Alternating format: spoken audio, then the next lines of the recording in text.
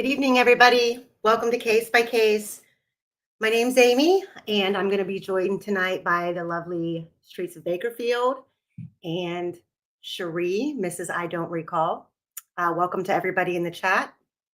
Tonight, we're going to talk Delphi, and I'm going to bring my two girls on here in just a minute. But I want to address a couple of things before we get started, and then I'll go back through and welcome everybody in the chat.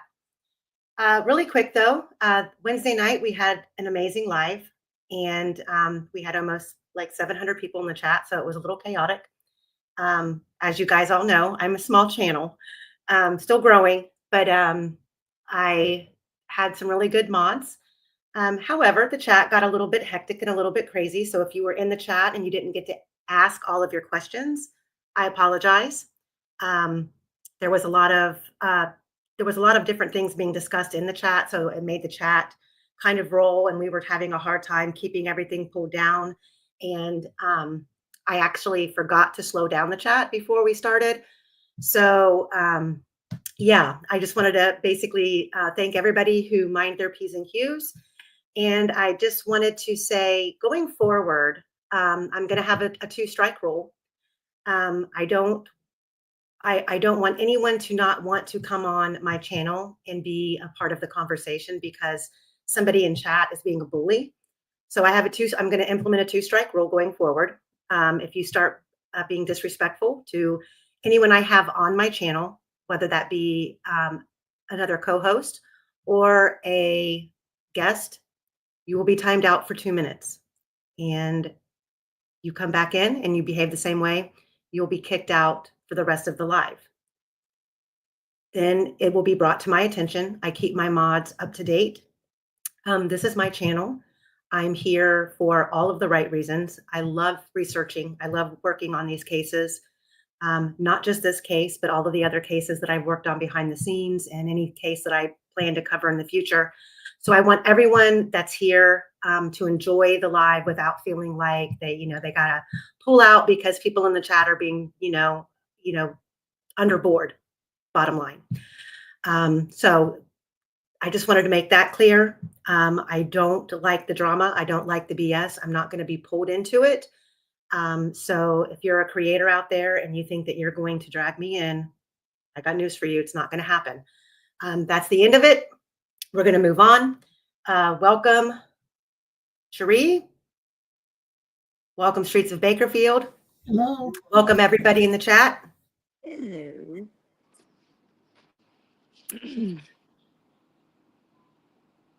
So, guys, let's see here. Who do we have? Mar R, Carol Hall, Kathy Shank.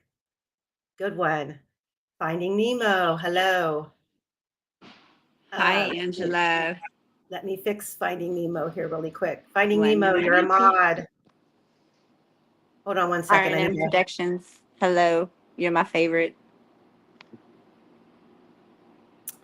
Oh, besides Amy, of course.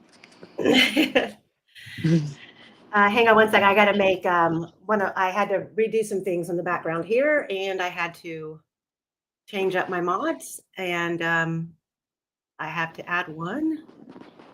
Anyway, how's everybody doing tonight? You guys good? Have you been? It's finally getting up to spring has sprung in Los Angeles, so I opened up all the windows and I'm just cleaning everything, airing out the house.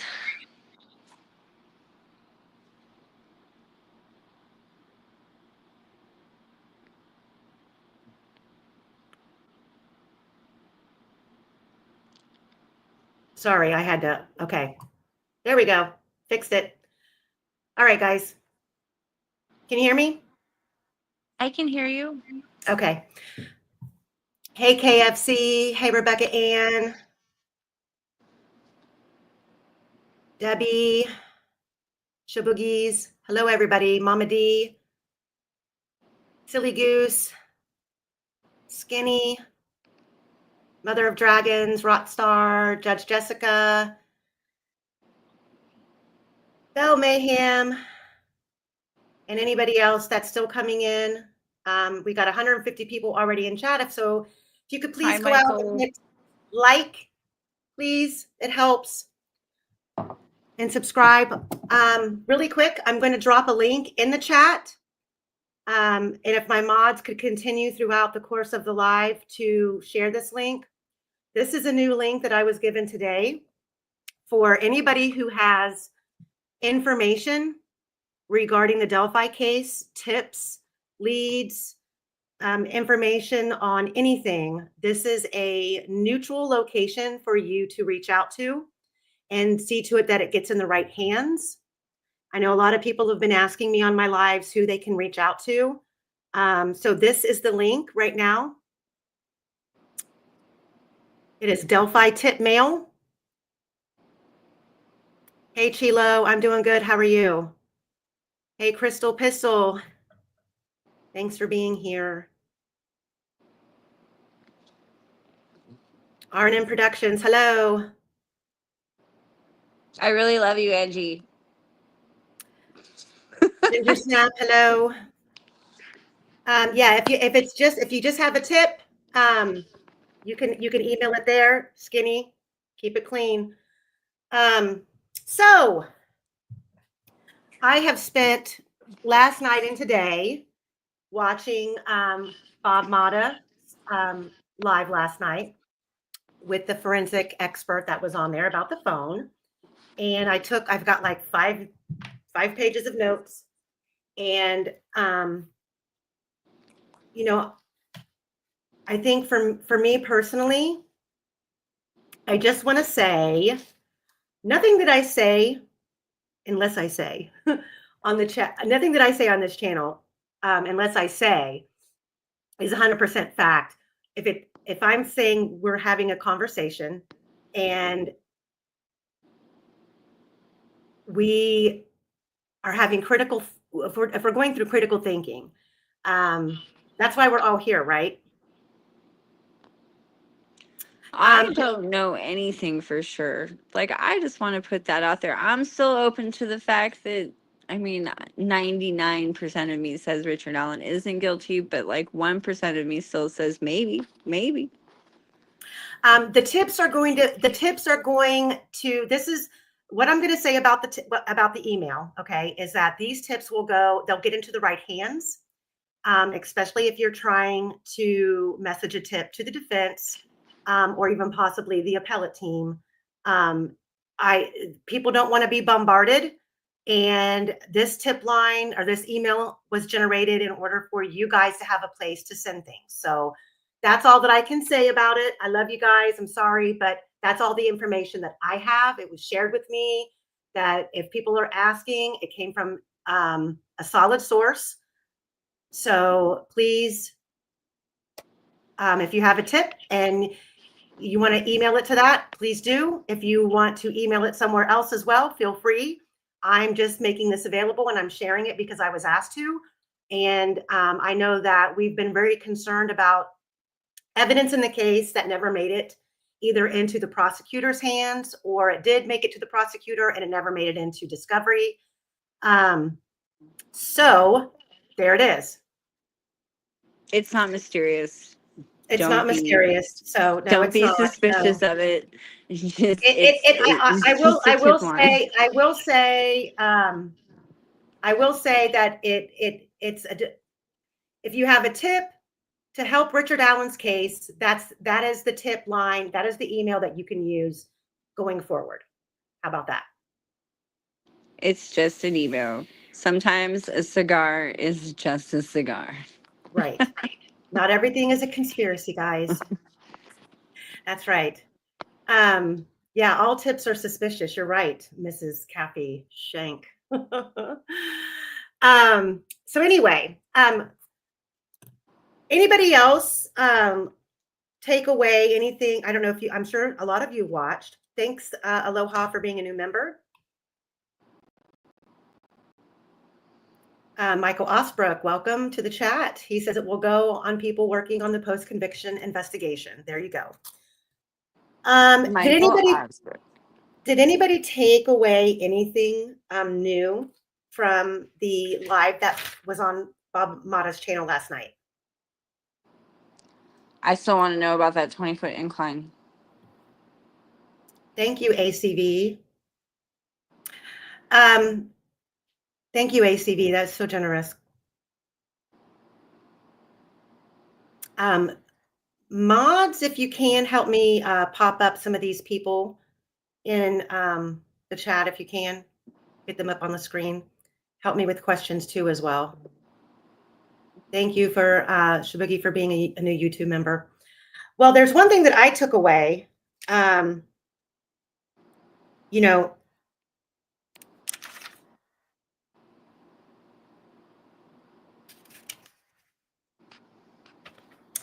that the incline, the 20-foot incline on the phone is up, not down. Yet.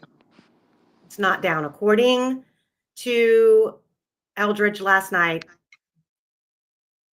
an incline means up. I mean, for those of you who have ever ran on a treadmill, when you hit incline, the treadmill goes up. And I always, and there was a big question about that. Was it because initially it's down the hill? Then you've got the 50 meters or the 50 meters, 60 steps. I've got it somewhere in here. I can pull it up as far as the steps on Libby's phone. And then you've got this 20-meter incline, the up. So that got me thinking, like, wow. Have we been wrong all along on the route, the path the girls took? And I'm not saying that I'm right by any means.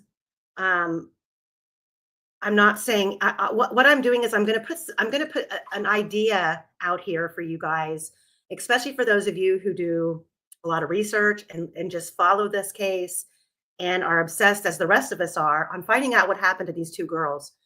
And if I'm wrong, if I'm not on the right track and you say, hey, oh no, there's no way this happened, tell me, show me, prove to me, that it didn't happen so we can move on to the next possible thing.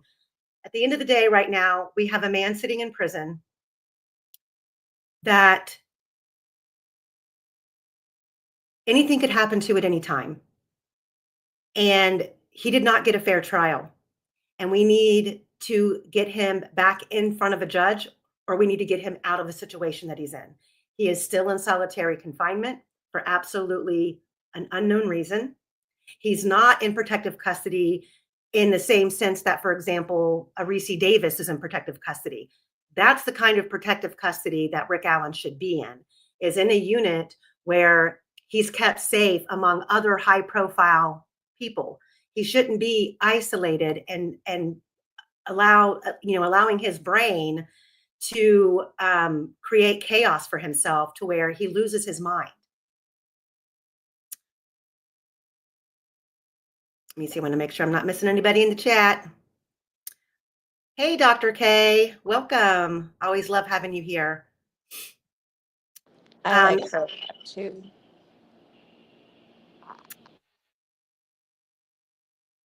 Yeah, the 20-foot elevation, that is, it's up.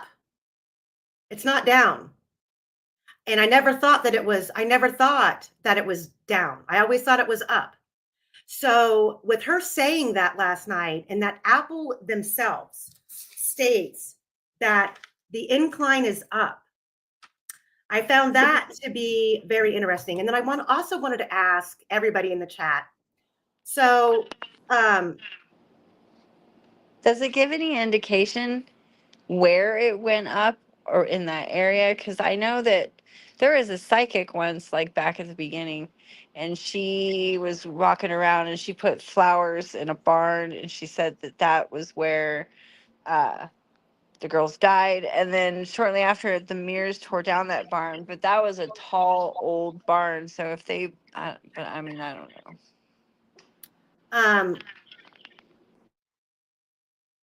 So I mean, here, let me see if I'll pull this up, but really quick, I wanted to ask everybody in the chat. So, hey, Old Cat, Scorpion, Annie too. Hey, mods, are you guys able to highlight questions?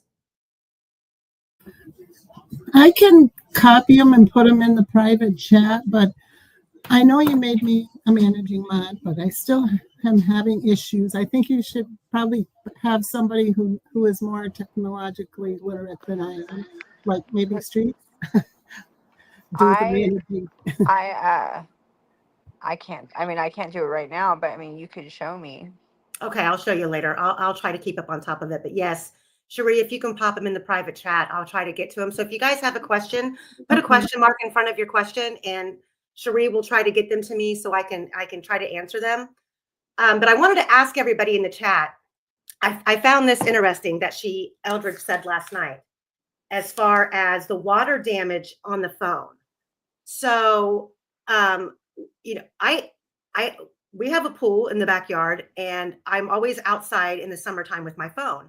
And my phone, if it's sitting like next to me in the lawn chair or on one of the tables that's uncovered and it's in the sun, I'll get a notification that my phone is overheated.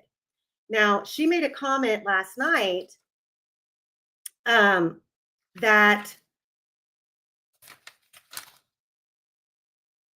that there would have been information in the data that said the phone user got a notification that there was water damage, and that I believe that that wasn't seen. Has anyone ever gotten a notification on their phone that their phone has water damage? I only get notifications if it overheats, but I've never gotten any. And I've dropped my phone in the toilet before.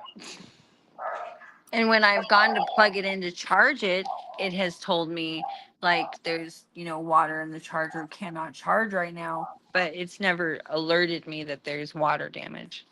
Okay, so some people are saying so. Okay, because I've never seen that on my phone. And she said only when I get water in the charging port. Okay, so yeah, I've only gotten the your phone's too hot notification. So I wanted to, because I just kind of wanted to see how many people have actually encountered that. Yeah, when I was like in a hurry once, my cell phone was in the back pants of my or back pocket of my uniform pants, and I like it fell out and went into the toilet, which was gross because it was the ER and God knows what's happened in that toilet.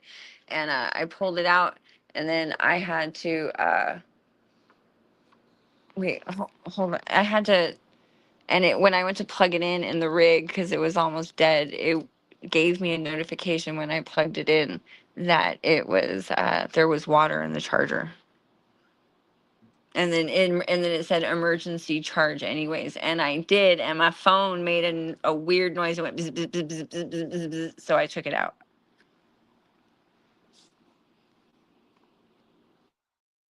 So PS says they crossed the creek. There was stuff from the creek in Abby's shoes. The water wasn't flooding yet, and there were fallen trees along the bank that had been used to traverse between sandbars. That could be. So I found that interesting that, it's on top of there's no water damage, because she made it very clear last night that there's other health data in the phone that she was not able to discuss on the stand, which leads me to believe that there's other indications of movement with that phone within the time that either the phone stopped moving at 2:32 or after. I mean, I took that as a possibility. Does anybody else disagree with that? I agree with that. My cat's in a mood. If I leave my mic on, you're gonna totally hear her talk and say hello. Okay. So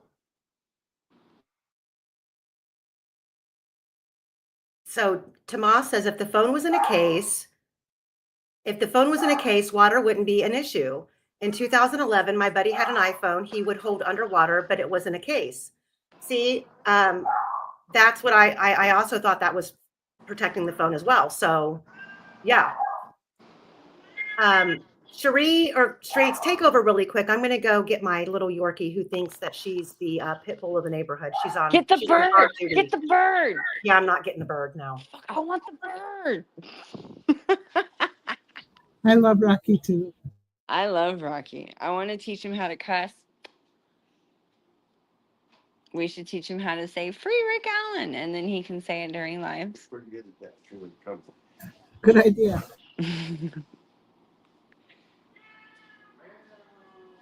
She has a parrot named Rocky, and he sometimes when she's on her lives, he'll be in the room and he's really funny. He gets a little riled up sometimes though, but he's the coolest bird ever. Yeah, she said at one time somebody said that they thought her what was it? Her fire alarm was Yeah. Every once in a while he'll just go. It sounds like a smoke alarm has run out of batteries. My dream in life is to get an African gray parrot and have it caged by the front door. And every time someone walks in the door, I wanted to say something like, "Welcome, fuckface." Yeah, well, Rocky will I'm back, by the way. Rocky is he's quite the crap talker for sure. Man. So let me catch up here really quick. It says says, I saw that alert does exist through image search. Charging not available. Liquid has been detected in the lightning connector. Disconnect to allow the connector to dry. Charging now may damage your phone. Okay. Now that you say it that way, I feel like maybe I have in the past because I've only had iPhones for like the past 15 years. So that does sound like maybe something that I've seen.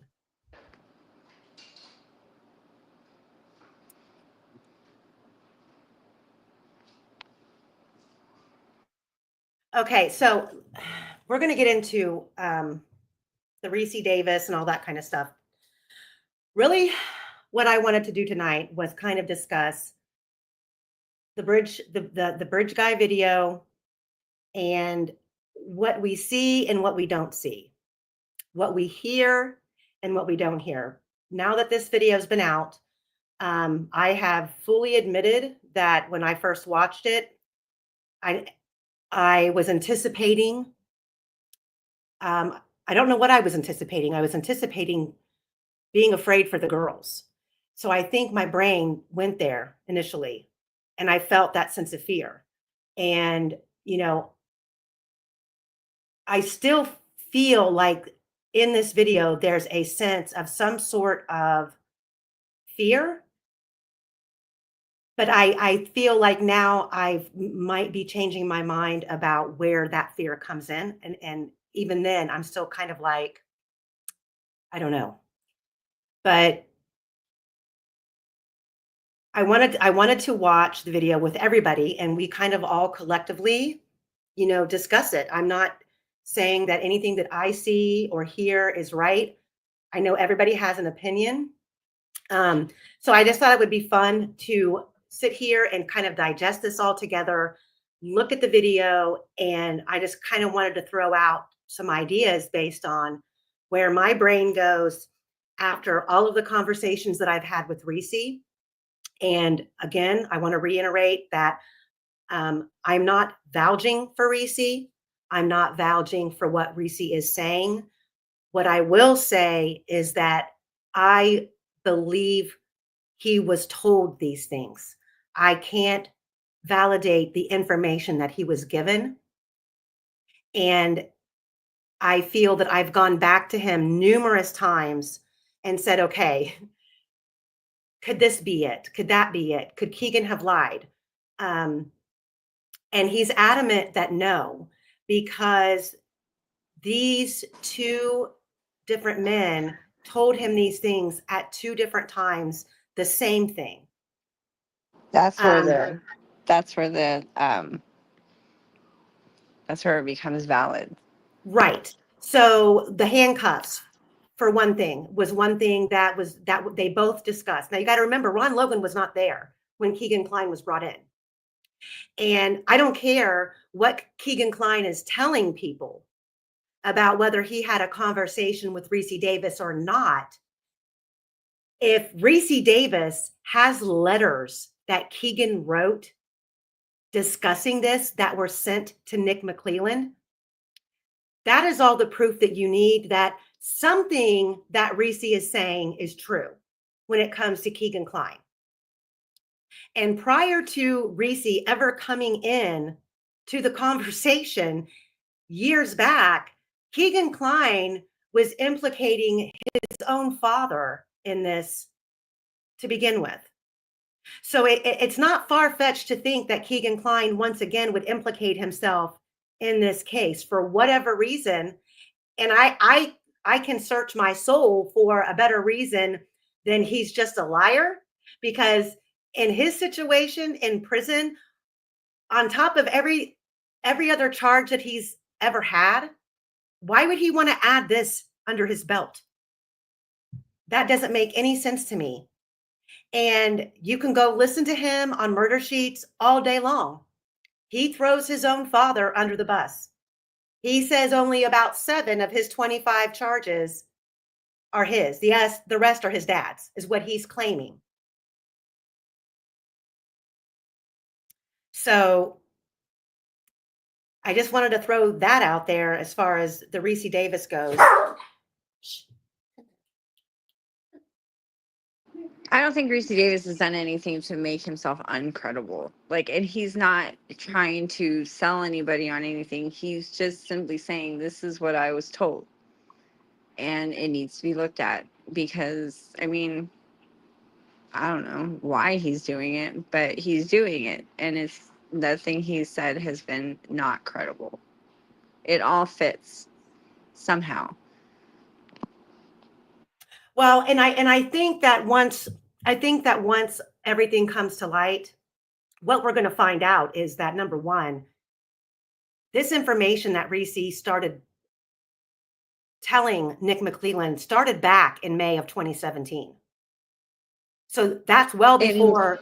In May of 2017, I also want to remind everybody this because it keeps getting mixed up. Nick McClelland was not the prosecutor in May of 2017. Robert No. Ives was. So Robert, like, where's that? Where's that information? Is it in the bottom of Kathy Shank's file cabinet? Like, where is it at? Not only that, but then you have to look at the fact that it wasn't Ron got let out. Reese was saying that before Nick McClelland even became the prosecutor, he was telling Ron Logan, when I get into office, I am going to modify your sentence. And if you go and you look up when Sure Nick shit, McClelland, it's one of the first things he did. it's the very first thing that he did. And you have to ask yourself why. Yeah. Because he was not in prison for Delphi.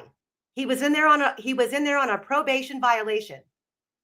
So why would Nick McClelland go out of his way first thing on the job to modify someone who is simply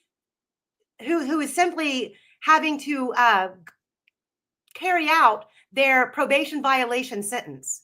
What would put Ron Logan on his radar for him to go to the extent of modifying his sentence? The first thing Nick McClelland did when he got into office is get Ron Logan out and clear the records of the Wolf Pack. That's the first 2 things he did in office, was clear the records of the Wolf Pack and get Ron Logan out. So, I mean, that there's something to be said about that. So, okay, guys, let me see here. Let me answer. There's some questions. Okay. So Shoogie Boogie says, so it was definitely Ron and Keegan assisting with the setup and done by the Kokomo men and women, right? I have no idea. She got that from Michael Phillips, though, because she was talking about his channel earlier up. So that. Just someone should tell her. So yeah, you know what? I'm not going to sit here for 5 seconds and pretend that I know who did this. I think we all know who didn't do this. And we still, as far as I'm concerned, we all have to collectively come together. The fighting and the inner fighting has to stop.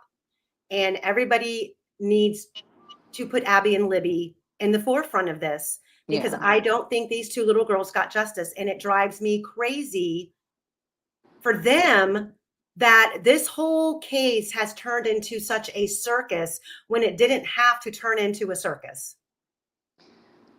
Amen to that. Who's Zane? Yes, Dr. K, you're right. She followed it up by saying, the report is what matters. Are you talking about the steps and the times? Because she did say that the state was using information that was documented incorrectly on Libby's phone. She stated that they were using the server and not the actual phone times. Yeah, I heard her saying something like that. Yeah, something they were using times from the servers and not the actual phone times. And I forget what she said it was affecting. Classic overthinker. No, to my knowledge, Rick Allen is not in the general population. He is in solitaire. Solitaire as in a cell by himself at Pendleton.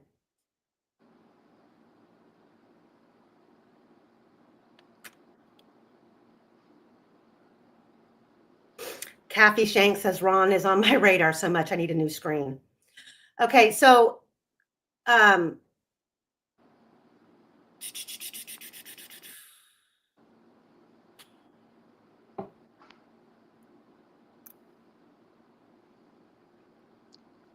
hold on, guys. I'm just checking with the chat. And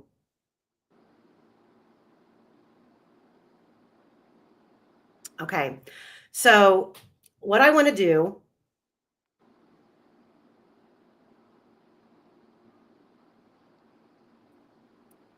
if we can, is I'm going to pull up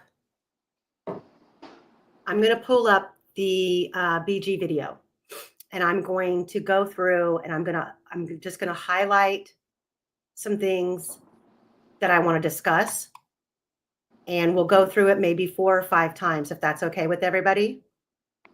If you guys all in the chat could slow down your questions for me, I will try to go back and get to them, but let's just focus on the video for a minute.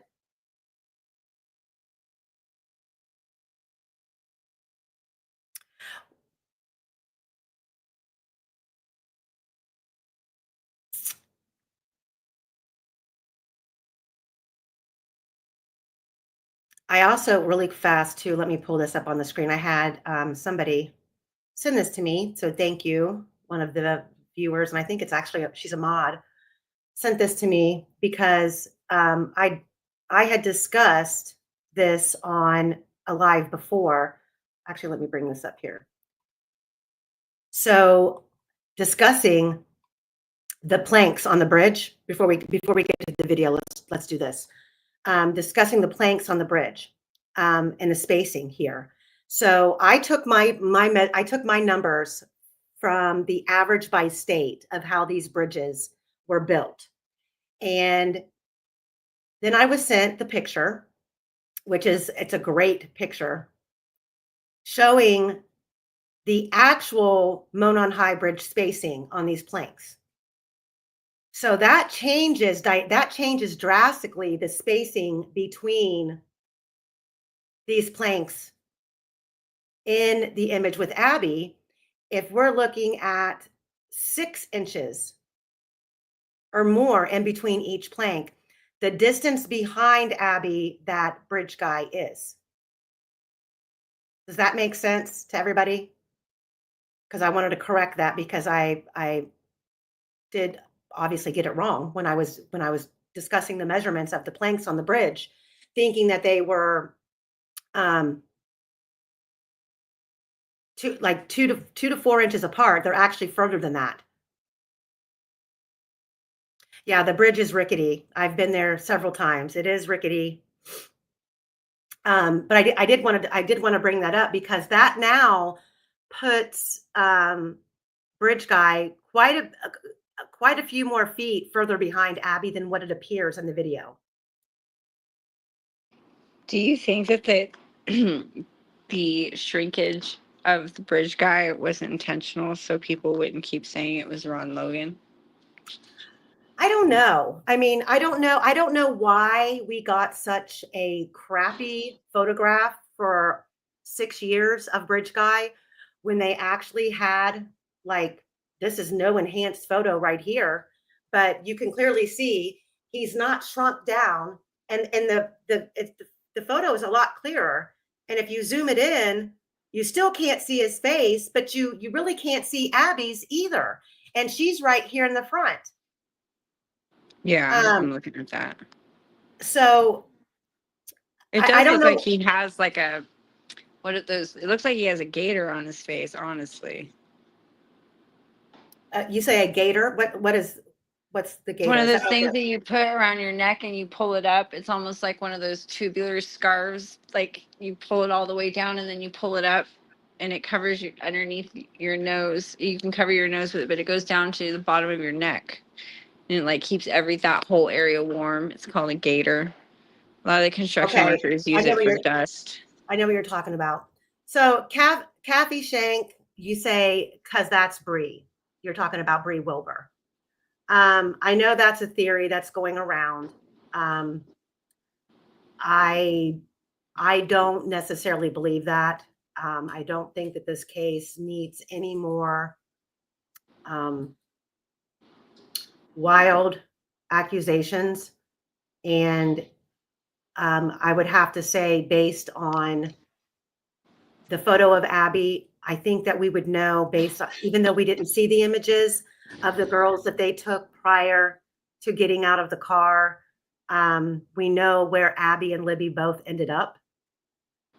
And I don't know what the significance of this would be for Bree to be involved. I don't personally, and you are absolutely entitled to believe what you want. And all Everybody in theory, Indiana looks like each other. and They're all then related to each other.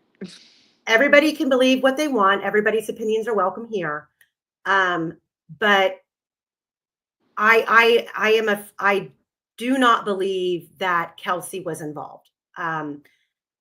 I don't. There's been a lot more evidence, in my opinion, that points in other directions. So I'm just going to put that out there. I'm not knocking you if you think that, if you have reason to believe, that you think that's Bree Wilbur. I do not. So again, you're welcome to prove me wrong and give me your theory. But excuse me, that's where I stand on that issue.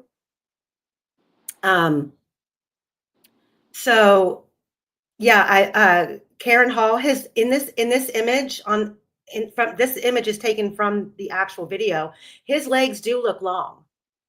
And I really can't say if he has on glasses or not. I can tell you that there's been a lot of, like, here's some images. These are from earlier on that I showed the last time we did a live, and or with Christine, actually, the private investigator. And some of these photos looks like he's got no glasses on. Others look like he does. Now, this was one that was enhanced by Barbara McDonald that she posted, and it clearly looks like this person is wearing glasses. I've always thought the person was wearing glasses. Um, The very first time I saw it, I thought it looked like Tobe Leazenby. um, I will say this, whether he has glasses on or not, I know that Ron Logan and many of the interviews and things that he did, he had on glasses. However, out there running around in the woods, I don't know, you know, how his vision is without the glasses.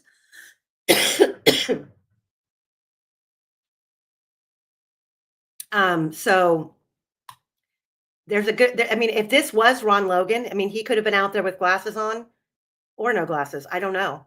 I don't think I don't think that should be the defining reason that Ron Logan is taken off the table of suspects.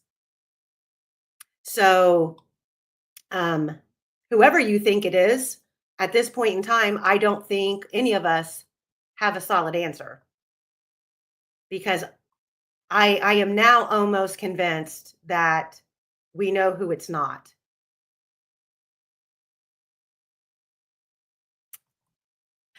So, Carol Ann, if it was Ron, why would they not want to pin it on him? That is the question.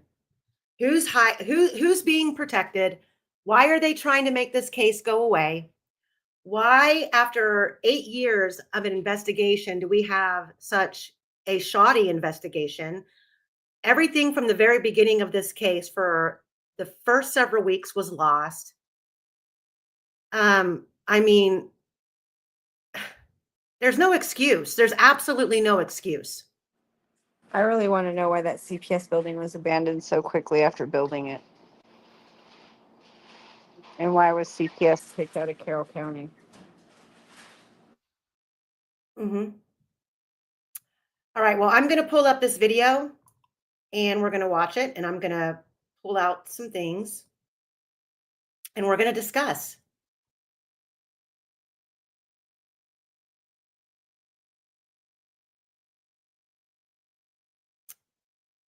Oh, I guess I got to share my screen first, don't I?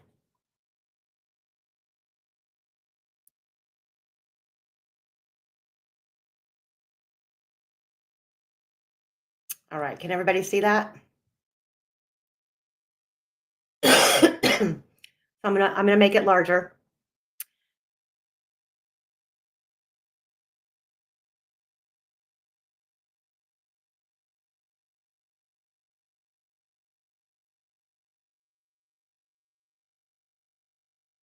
Or is it not gonna let me? Come on now.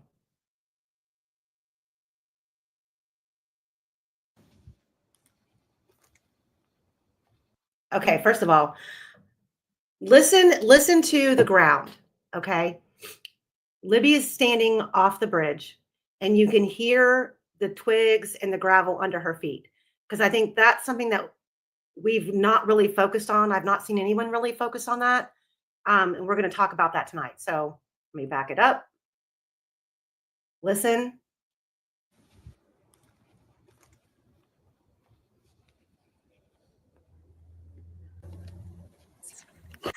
Okay. Now, right there, you see Abby talking. And to me, if you say it with your mouth, is he right there? In a loud whisper, is he right there?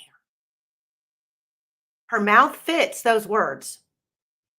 But do any of you hear whispering in the phone before Abby says that? I'm going to go to the chat.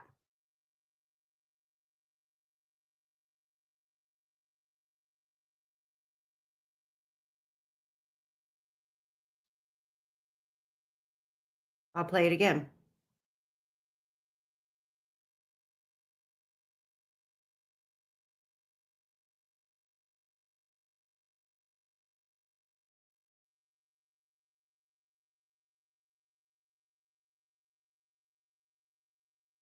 Well, it doesn't let me do that. Hold on.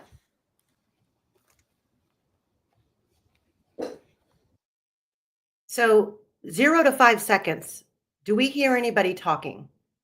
Because it's from 7, 8, and 9 seconds that you can see Abby's mouth moving and you can hear the words. I'm going to back it up again. Watch the timer on the video. 7, 8, and 9 seconds is when you hear the whispering and you see Abby's mouth moving. Do you think they match?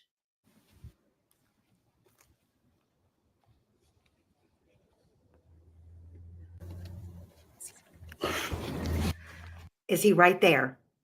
I heard that. I mean, yeah, I saw that. Do you see it? Yeah, I saw it. They're all saying, I hear nothing. I hear nothing. Can you turn it up? Put your earphones on if you have them.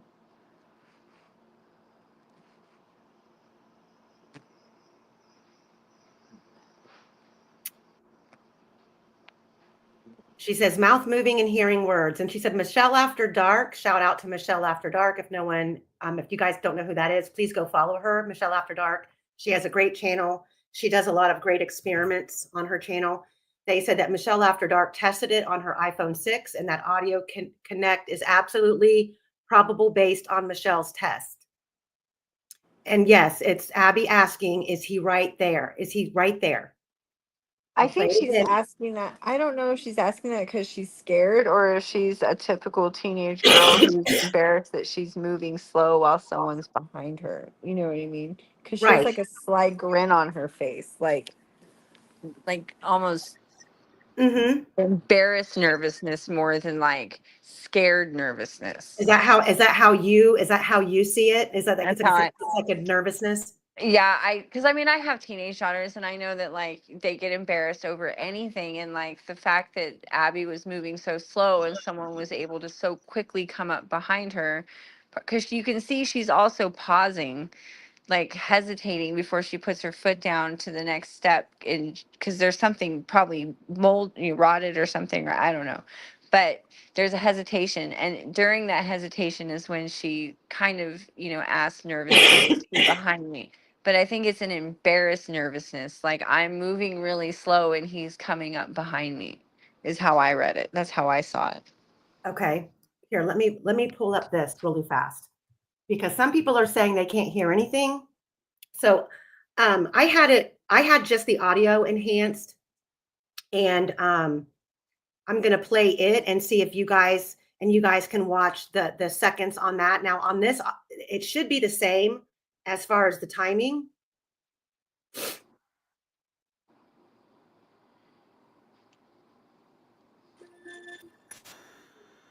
Hold on. Okay. Now I got to go back in and share my screen again. I'm going to pull this one up. Maybe you guys can hear this one a little bit better.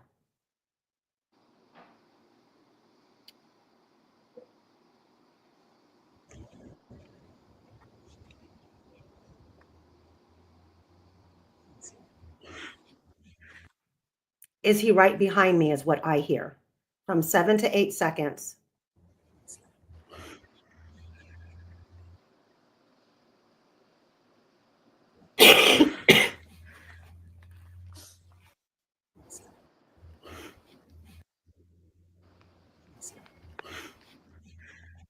I heard that. Is he right behind me? A high volume whisper, yes. And then when you watch Abby's face, her mouth matches the words. But I think a lot of people are hearing something before that, almost at the same time that you hear Libby sniffling. I hear too. So I hear the whispering that people are talking about, but I also hear Abby say, "Is he behind me?" But there's a whispering right before that, too, and right after that, like a half a second and then a half a second. So I don't. I also know living in California in canyons, there's a ravine right there, and noise is going to be weird, even if it's a whisper. I don't know how weird, but it's going to be weird. It was one of the issues in the Manson case with the Tate residence being in a canyon was who heard what when. Rachel D, I agree with you. I do agree that Abby's movements become awkward, but I can't tell if she's trying if she's trying to hurry up. Like I don't know, but I do agree with you that her if you watch, let's watch it again. Her movement, um, uh, go Teresa F. I don't have the ability to do that right now on this live. I wish I should have pulled it in another way.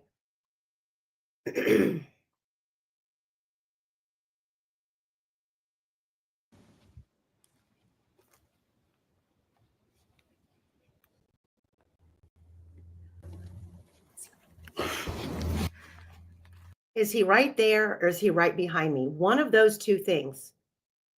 But she doesn't look watch her face. And you hear Libby kind of like chuckle, like laugh, like, you know? So what's going on between these two girls right now? I think that she's like giggling because Abby's moving so slow and there's someone coming up on her. I think that that's what the giggle is for. I think that's why I think when she says, "Is he coming?" or whatever she says, it's not because she's scared. It's because she's moving really slow and someone has managed to make it across the entire bridge behind her. Well, I don't know if that person has made it completely across the bridge. But you know what I mean. Yeah. See, this is the Okay. So there's that part.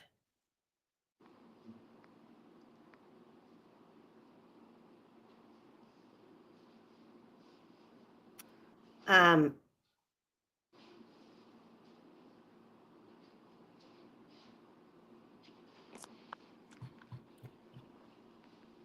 let me get through this chat. Hey guys, there's 343 people watching. Can you guys hit that like button for me, please? Pretty please.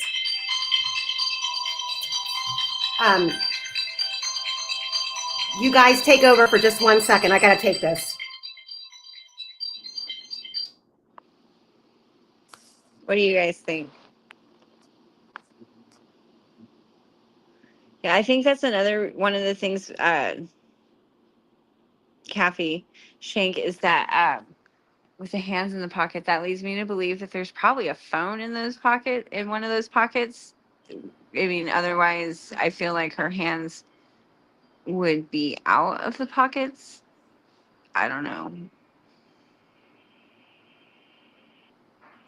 So Bill says if you I'm gonna have to pull it in to another program and do that and slow it down, because he says if you actually watch it, he says you see that BG actually stops twice. Yeah, someone just said that. That's a good takeaway. That's a very good takeaway.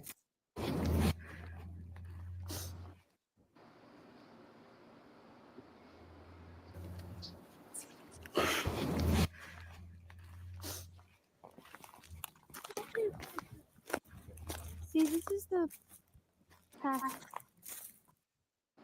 Okay. I'm going to stop it there. I'm going to take this off. And then let me see. Maybe I should do the pictures first. So the video that we're getting ready to watch, I played it the other night, but I took some still shots from it. And just to give everybody, for people who've never been, because I think a lot of people are lost on what the actual south end of the bridge looks like. And this photo right here was taken from the video that we're getting ready to watch. Let me pull the comments off. Right from the video. So you can see that, down below where you see the time bar for the video, you can still see through that time bar.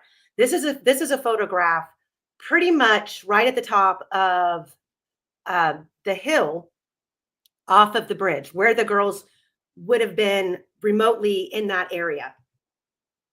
And what they were looking at is this path right here. Now, this path right here takes you towards Brad Weber's property, but doesn't it also take you out to a road? The road is underneath them. Brad Well, Weber, the private drive kind of goes up and around and comes in at the side. But the trail that they're on leads right to like the meadow from. If you go down the hill, but I'm saying if you follow this path back, could you end up on, what is it, 625? Yeah. That same private drive? I don't know. Let me look at Google Earth. Hold on. I think when you come out on that one part, you're coming across, I'm right here. Hold on. On the thing, you're coming across. Okay, so what, So electric, if where's they go that? straight, they're going on to Weber's property, but the private drive is underneath them, but if you keep going straight, it does go direct. It goes like in between. You can go to Weber's property or to 625. Yeah. Right. Well, Electric Weircat just said that it goes straight to Weber's backyard. Yeah. So Yeah. I'm wondering, okay, so Yeah, it does hit 625. It comes, but the private drive, is there a private drive? I don't fucking know. I'll have to pull up the map and go through Google I'm Earth. looking at it right now, but I think I'm just retarded. I don't know. I'm looking at it right now. I mean, if you keep going straight, you do go directly into Weber's yard. But I don't know I know the private drive is underneath it, so I don't know how that works. Yeah, the I don't private know. drive comes underneath the bridge and then curves around. And like Yeah. when you look down, you see the private drive right there, and it Mhm. continues on towards Weber's. But if you stay on this path, does it take you? Do you cross the private drive to get to Weber's backyard? You've Because already crossed the private drive once you're coming off the bridge. If you keep going straight, that used to be a railroad line. It Mhm. keeps going straight and it goes directly into the Weber's yard. Yes. Okay, so now let's watch this other video. Rochelle D, your screen might have freezed.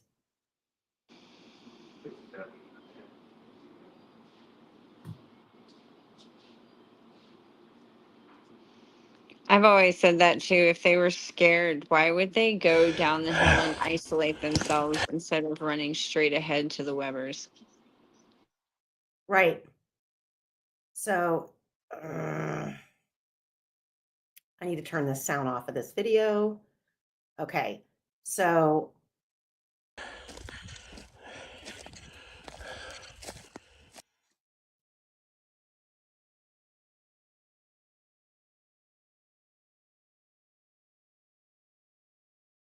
now this is him. This is somebody else coming across the bridge.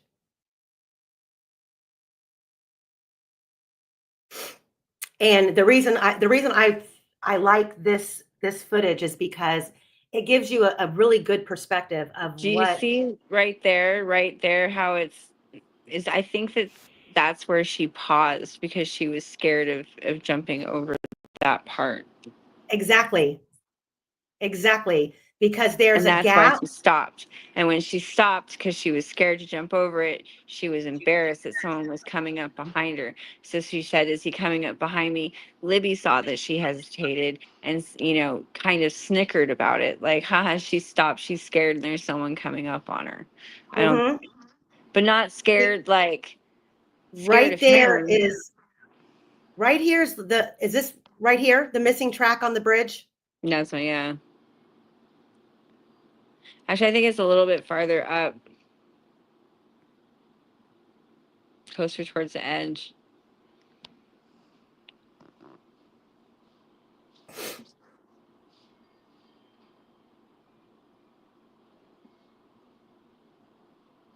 Kel, you're absolutely right. KK was not Jabba the Hutt back in 2017.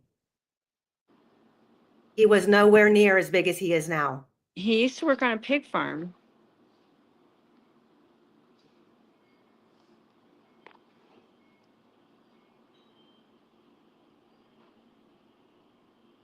Oops, so I just fast forwarded it too far. Well, Jean just said, how do we know they didn't get into a car on the road? We're gonna get into that. Yeah.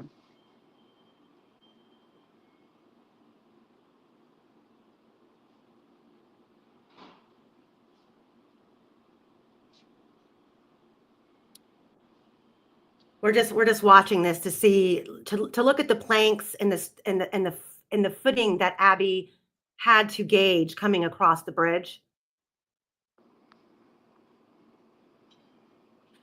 How tall was Tobe Lesenby? People are asking in the chat. Do you know, Streets?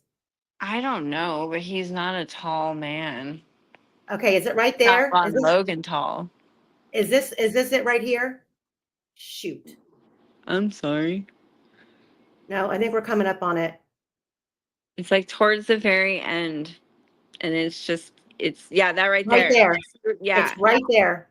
that's where Because you can see, yeah, this end of the trestle it's already past being over the Deer Creek. It's on and the you're other over the side. driveway now. You're over the private drive now. Right. Well, you're actually over the hill Yeah. because there's grass growing up out of it. So this is what Abby would have been stepping over. So do you see if you look straight ahead and you see that clear area right there, That goes straight through. that is where Libby was that's probably where Libby was standing when she was shooting the video. Yeah. So we're going to keep going.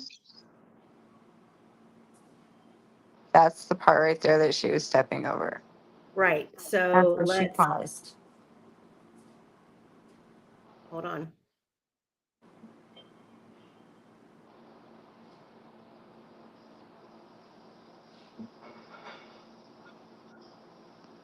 That is such a horrible picture of me.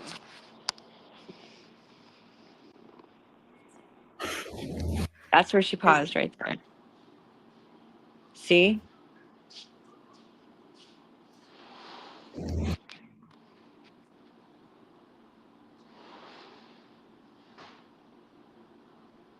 Right there, like two Right steps in front there. of her is that gap. Yep. That's where she stops. See? Because to the left, if you look at her feet right now, to the right of her foot, you can see that grass coming up. Yep. So that's what she's walking over that little missing plank with the grass coming up.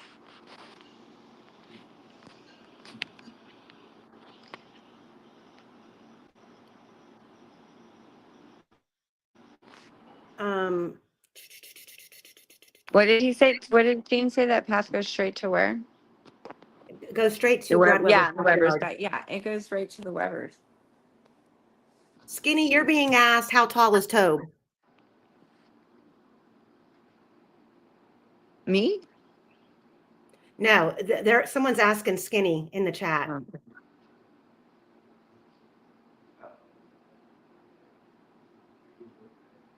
Well, sweet dude, Shibby, send me that video.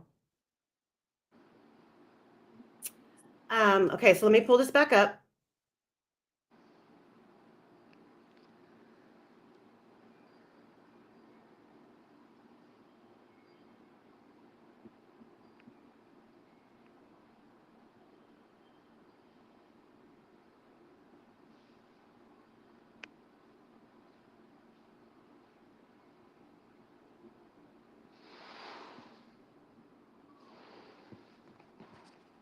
Okay, so do we agree or do people have disagreements on when Libby's talking about the path to go down? Would you guys agree that this is the path here that she's talking about? Because it does, I don't necessarily see a path there, but in her video, you can see the ground is already disturbed. And that was one of the things too, is Kelsey was talking about that, trying to make it seem all eerie, but it was already like that. Yeah, when you watch Libby's video, and no one forced them down that hill. They were already going to go down that hill. I think. Well, I don't know. Maybe. I don't fucking know. well, the ground was already disturbed in the video, but the purpose of this video right here is for us to see what options they had. So would this be the path down right here to the private drive? Now, think about that as well. Look at the distance. When you're talking 50 meters, 60 steps, and then you've got the 20-foot elevation change. Where do those steps come in? Because those steps come before the elevation change.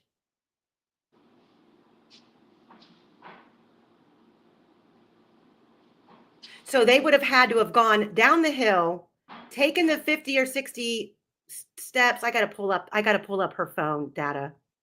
But then the elevation changes happen after. So do they walk up the private drive into Brad Weber's house? That would be like how Okay, but quickly is the elevation?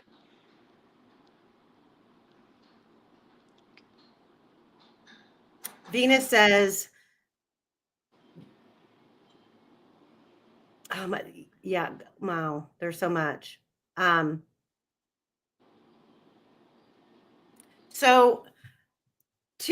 I know that okay, so there is footage of a car.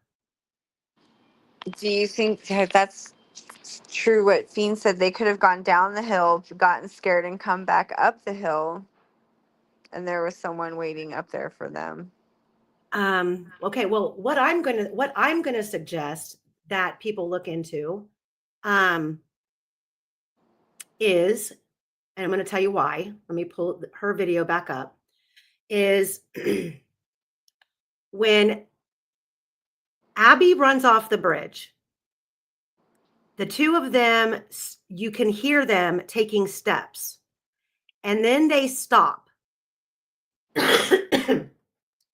And then you hear more steps approaching. And I believe I've counted, if you listen on a really good set of earbuds, or you listen on a good surround sound, you can start counting those steps before they're really, really prevalent. I counted 16. The prevalent, the faded ones start.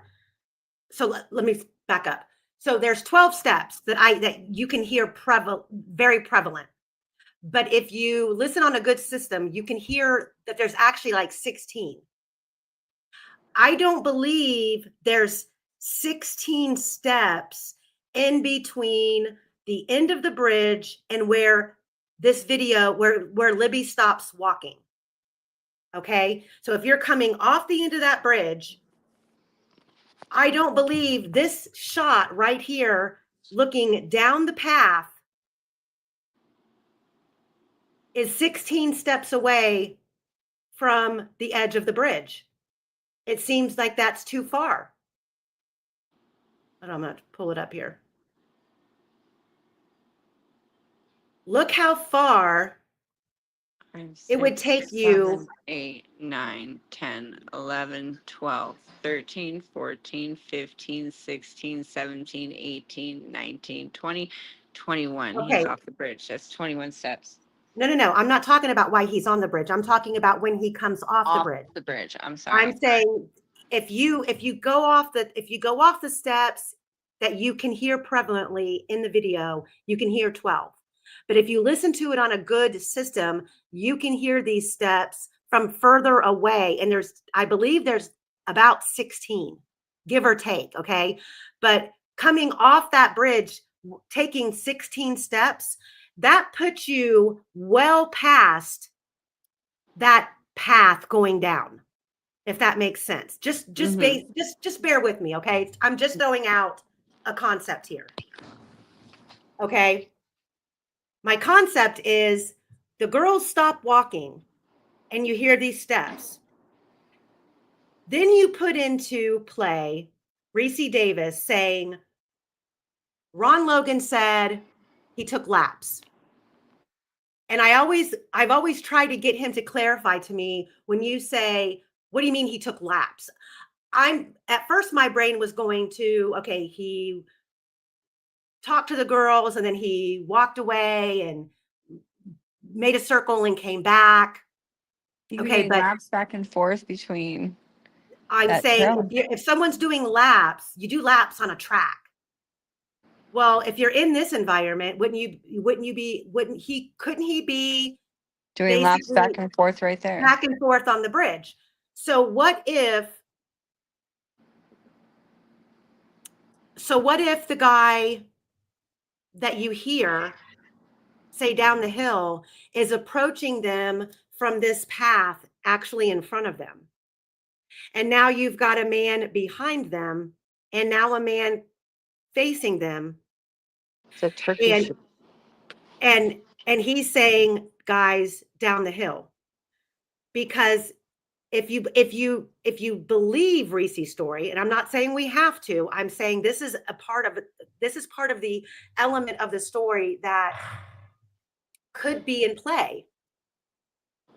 So if he says that Ron Logan approached the girls and they ignored him, so did Ron Logan come from the south end of the bridge, approach the girls on the bridge, turn around and come back, and that his buddy, who they claim stayed behind, encouraged him, go get him, go get him. Ron Logan comes back onto the bridge, passes the girls, and does a U-E and comes up behind them. Libby's got her back to this path while she's videotaping Abby coming across the bridge. Then they kind of meet up together and then they both stop walking. And then you hear these footprints approach. And hey, Cherie, write that down for me. What sweet dude Chibi just said. I got it. I'll write it down. The old paint traps into town. Yeah. Just I've seen that one. I probably have too, but my old brain needs references.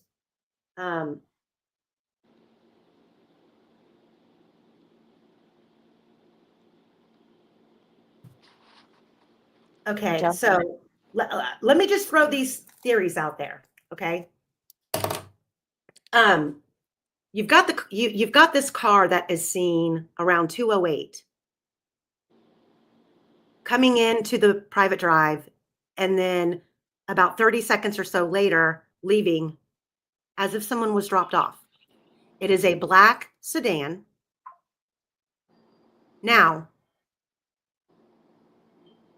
we don't know where Ron Logan was supposedly dropped off. We don't even know that this is Ron Logan. Let's just be honest, okay? This is just a part of the story that needs to be discussed. The FBI certainly thought Ron Logan was a valid suspect. Ron Logan lived on the property, and Riley got pissed when he had to serve that. I think Riley, those old people, man, Shanks, Riley, there's some reason that they're honor bound to Ron Logan. It's weird. They all made it like concerted effort to keep him out of this for a long time.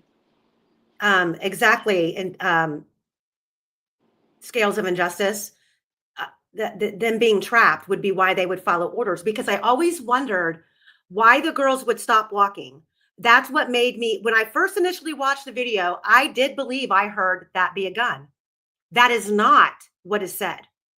That be a gun is not said. I have listened to it on probably 5 different systems. She says that we go down. Is that the path that we go down? Okay. So there's no that be a gun. My first initial thought watching this was that's why what would make these girls stop? If they were scared, when they could have just hightailed it straight down the path, straight towards the Weber residence, or just shot down the hill. Either way, they would be making an escape. What would make them stop? A man behind them with a gun. But if there's no that be a gun, and that weapon is not branded and they're not feeling threatened, would they have stopped walking because somebody else was approaching them? And if this car was doing loops around the trails or looking for these girls to be dropped off because somebody made contact with them and lured them out here, and if this version of the story is remotely true, is the car that is seen on the Hoosier Harvest Store video,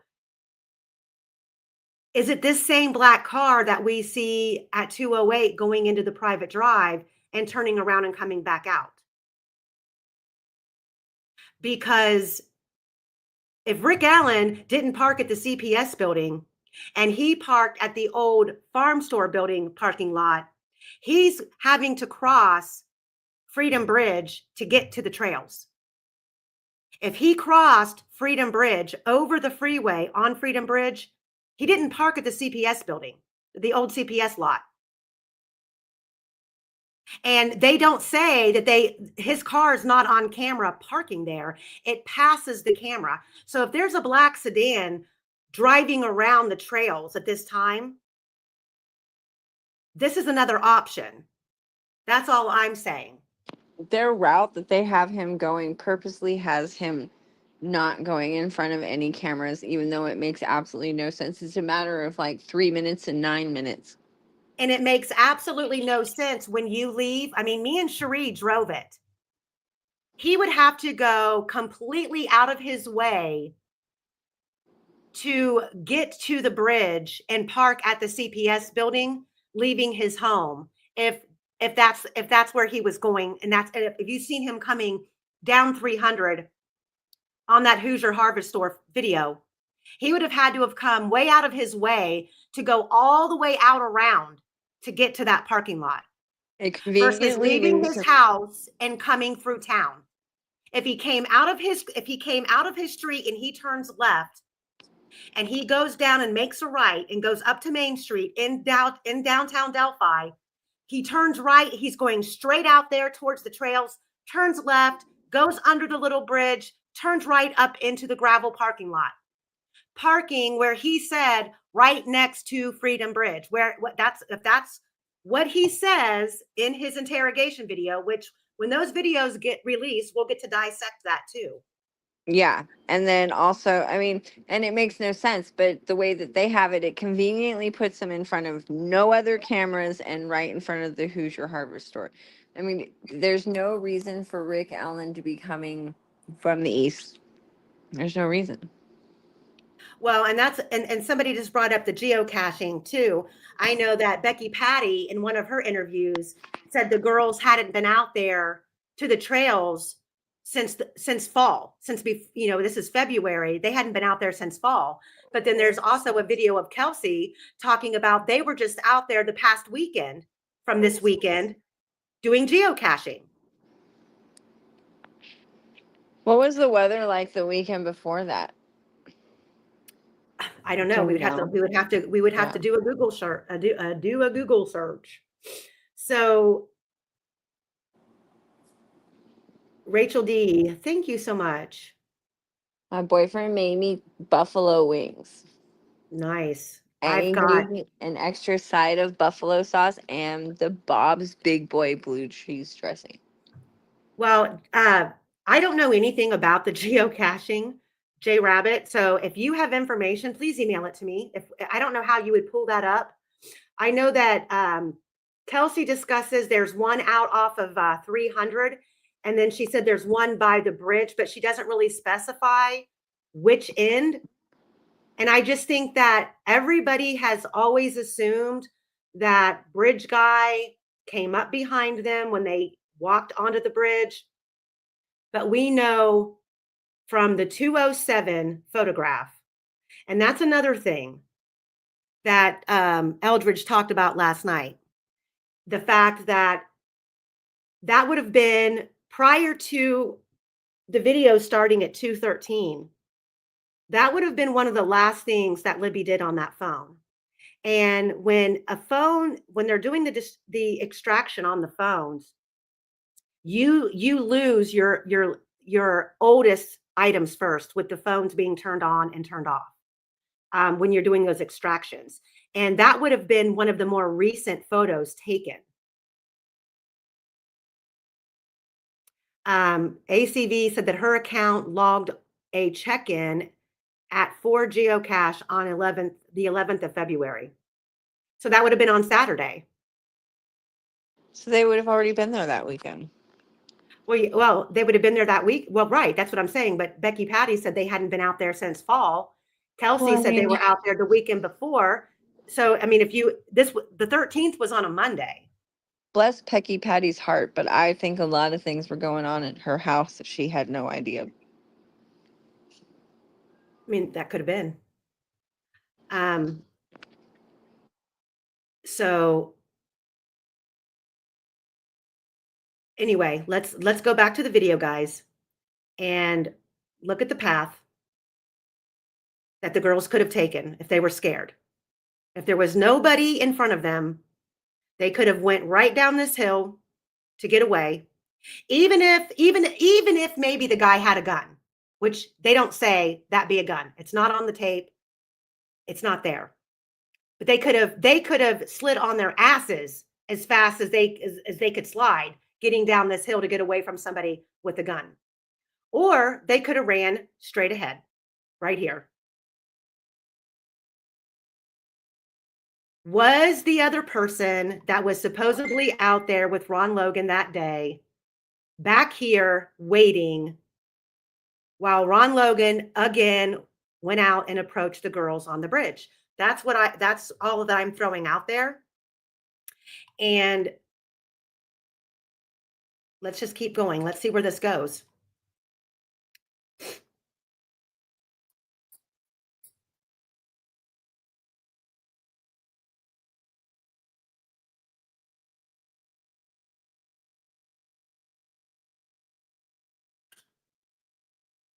So I mean, even going this way, if the girls were to walk this way, I don't see a 20-foot elevation.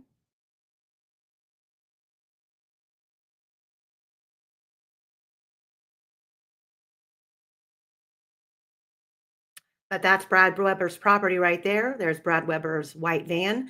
And I think I'm going to clarify this, and I believe that I'm right in saying this. Rick Allen's supposed confession never said anything about a white van. He said a van. People are putting in the word description as white because Brad Weber showed up at trial and said that he was driving a white van. So,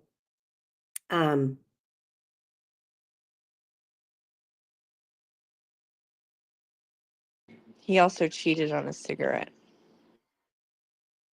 and he also shot the girls in the back and buried them in a shallow grave. And he killed his whole family. So Rick Allen was not in a normal state of mind, period. And you know what, Judge Jessica, I'm not sure that Rick Allen said any of that either. You're right. The one time they don't have him on video, you're right. He may not have ever even said it. Oh yeah, and he started World War III too. You're right, possum friend. So let me pull Libby's video back up. And yeah, he was catatonic. Rick was catatonic, and he was being injected with Haldol. Have you ever seen anybody be administered with Haldol? No, I have not. Well, I have. And I would not believe a word out of anybody's mouth after Haladol's been administered. It's like, in movies, if it's in a psych cocktail that we give, it's Halidol, Ativan, and Benadryl. Have you ever seen in movies like when the person comes out with a big needle and they give the person a shot and they just like go out immediately? That's Halidol. Like, it is so strong and so potent. I don't understand how anybody with any sort of, I'm very low on the scope of practice as far as like Walla and these psychiatrists are concerned. And even I know, like, I mean, do you know the things that people have said to me after we've given them Halidol? Like, it's insane. Why would they take that seriously? Why would anybody take that seriously? So Streets, really quick, enlighten the chat and let them know what you do for a living. And then I want you to explain under what kind of circumstances you guys would be advised to introduce Halidol into a situation. Because I know when I worked for the police department, people who had mental issues, okay, we labeled them 16Bs. They were mentally disturbed. And our SOP required us, it's not here anymore, but we had a mental institute in our city. So when somebody was picked up, that was considered a 16B, they would be taken straight to the mental institute. And that's And where I would come in. Yeah. And we had people in the institute who were being housed there for lengths of time, and they would call 911 or they would call the non-emergency line, and we were not allowed to hang up on them. And they would talk all kinds of craziness. Yeah. And just really quick, I'm going to give just a quick story of somebody who, I don't know if he was on Haldol, but he was under meds, heavy meds. And this was shortly after I came out of, I had to do 20 weeks of class training. And then we were assigned a coach we had to go through, I think it was 18 weeks back then of coaching, where we would work every single shift because every shift is different. And one of the very first emergency phone calls I took, actually, no, I'm sorry, take that back. It wasn't on the 911. It was on non-emergency. And I was riding up the run. My coach was sitting beside me. And this is when I was first cut free and taking calls myself. And this guy calls in and he is like livid. He is ranting and raving about he's got these historic cars that were stolen from his property, yada, yada, yada. So at this point, the cars are stolen. So I'm writing a run for a report. So I'm explaining to him, you're going to be waiting a while, where we got about a 4-hour backup time, yada, yada, yada. So I'm taking down all of these descriptions of these cars. And my coach is fucking dying laughing at me. And I'm like, what am I doing? Am I doing something wrong? What am I doing? And she says, and she's writing on a piece of paper, ask him where he last saw his vehicles. So I asked him, and you know what he said? What? In his nightstand drawer. Exactly. They were fucking Hot Wheels. And I'm looking at her, and she was like, you will learn The frequent flyer. The frequent flyer address that pops up from these places when these people call, you will Sometimes learn right you show away. up. Sometimes you show up and they've got a fucking bag packed and they're waiting for you. Yeah, like they want a ride to the mental hospital. Yeah. But that's the stuff that these people that can be, heavily medicated. This guy was giving me details about the sizes of the rims on the cars, and I had a guy confess to me because I said something about Marilyn Monroe, and we had administered the anti-psych cocktail, and he confessed to killing Marilyn Monroe. God.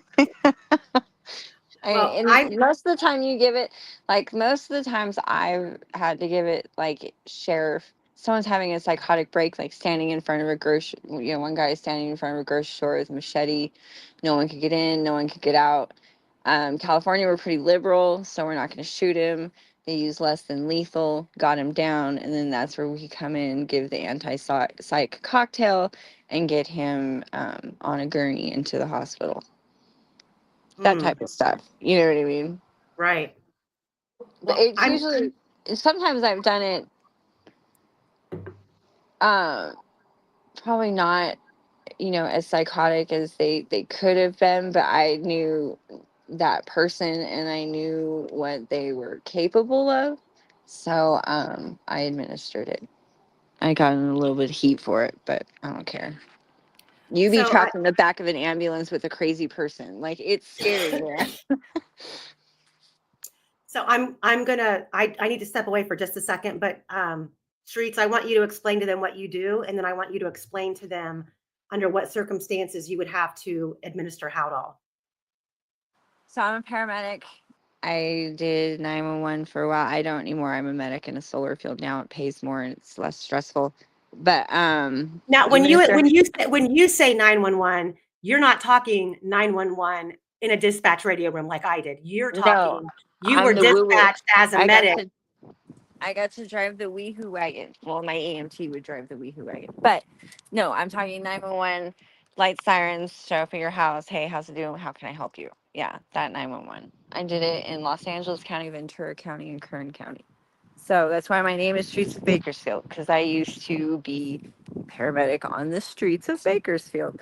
So, but yeah, but I don't do that anymore. I work at a solar field now, just because 911 is stressful, and I had a run of dead kids, and I just couldn't do it anymore. So I left, and now I make more money now, and I get lots more overtime, and I'm on standby, so I can go to school while I'm at work.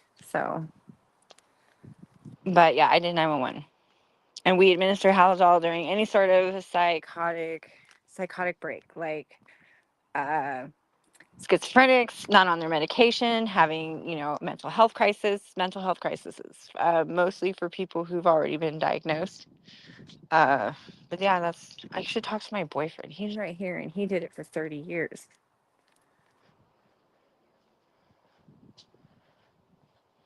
Honey, what are the indications for Haldol? Honey, what are the indications for the honey? Haldol, the psych drug. What are the like? When would you, as a paramedic, when would you say to administer it? They're combative, they're psychotic, or delusional, Combative, psychotic, delusional. Yeah. Protect themselves, others. So there you go. We're talking about Haldol because that's what he was administered while he was in prison and had false confessions under. Side effects of alcohol. False confessions, a side effect of Haldol? Dystonic reactions. Dystonic reactions is basically false confessions. Can you guys even hear me? I But can yeah, hear you. I'm back. yeah. So you missed it. My boyfriend was telling the it's a dystonic reaction, combative. What was it? Combative. Psychotic, you can't control them, It's combative, psychotic, can't control him. It's not something you would use for someone in prison. This kind of stuff. They just Dystonic reaction is one of the side effects. Spastic motions and like confessions and fast speech and paranoia, that stuff.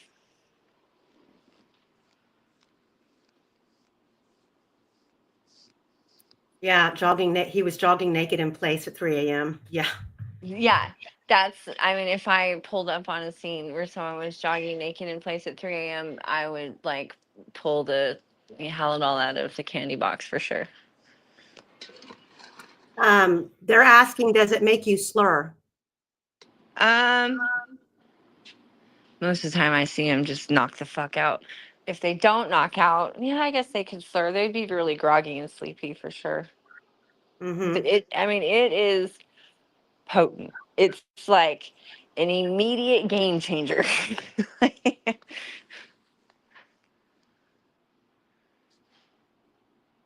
And that's why, yeah, I don't know why they would, I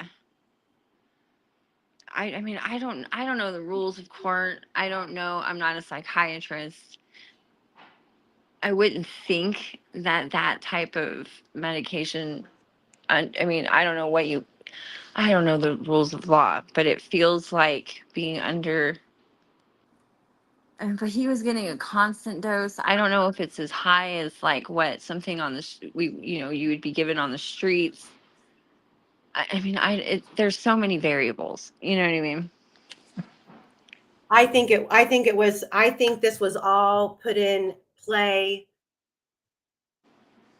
to get him to the point of just wanting it to be over and getting him to say, like, I somebody who is already who already has mental health issues with depression or anxiety, already can get to a fragile state if they're not on medication.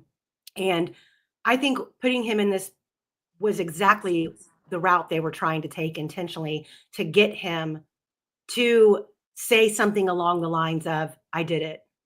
And that was the majority of his confessions, were, I did it. I killed Abby and Libby.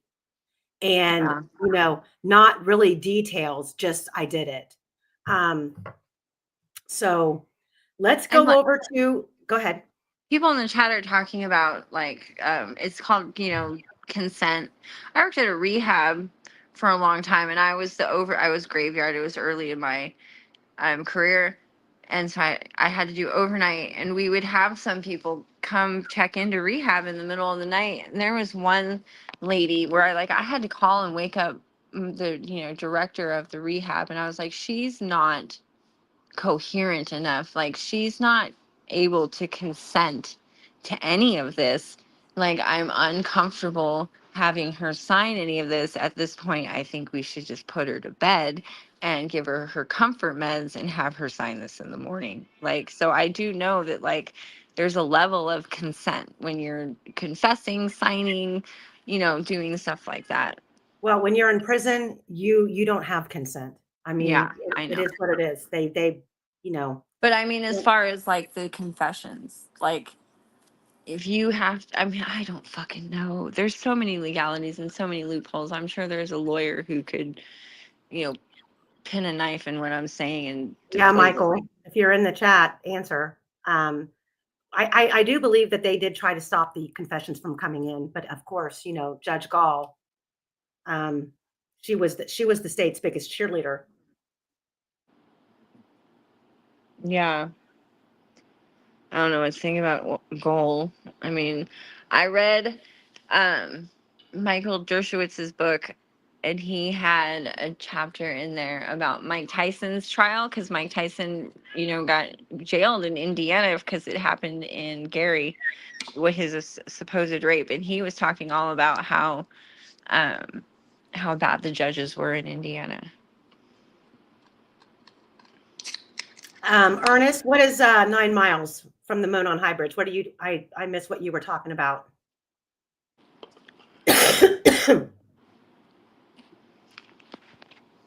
Yep, under your scars, I agree. A new trial is deserved, guilty or not.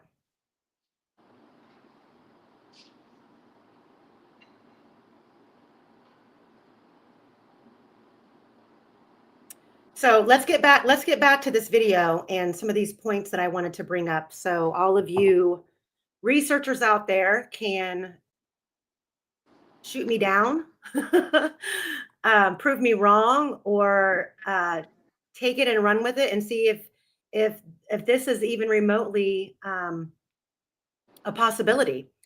So what I was saying was, the girls coming off the bridge, they get to a certain point and they stop moving. And then you hear the footsteps. And then you hear the guys down the hill. Are you guys convinced that these footsteps are coming from behind Libby? Because don't get confused when you're watching the video. You see an arm and it's Abby's, because the second that you hear down the hill, both the girls go. They both, without question, go towards that path down the hill. So was it because they were pinned, or did they know the person? Let's just watch it, and you guys, we can discuss it. The way that they were pinned was called a turkey shoot, and they teach you that in special, like, military, like, special ops type training. Can you guys see the video? Is it up? Yep. I'm gonna make it bigger. Oh, hold on.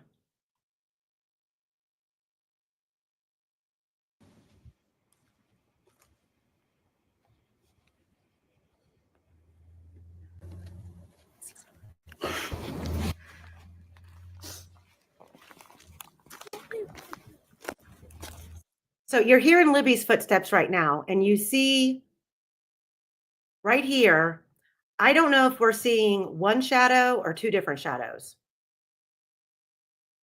See, this is the path. That we go down. There's Libby's shadow. Now we're going to see Abby run across. And she continues this line of statements to Abby, and then they both stop walking.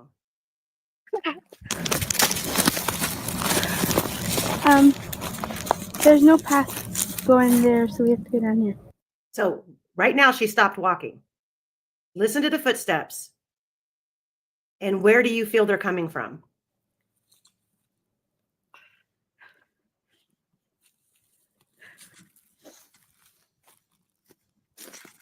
That little voice kills me every time. Guys. Okay, now wait a minute. Did you guys okay. Right here. Go down the hill. Okay, but I don't know. It could be Abby, but watch the screen on the right-hand side. You see movement shadow-wise on the right-hand side. Wait a minute. I got to back it up a little bit more. Guys.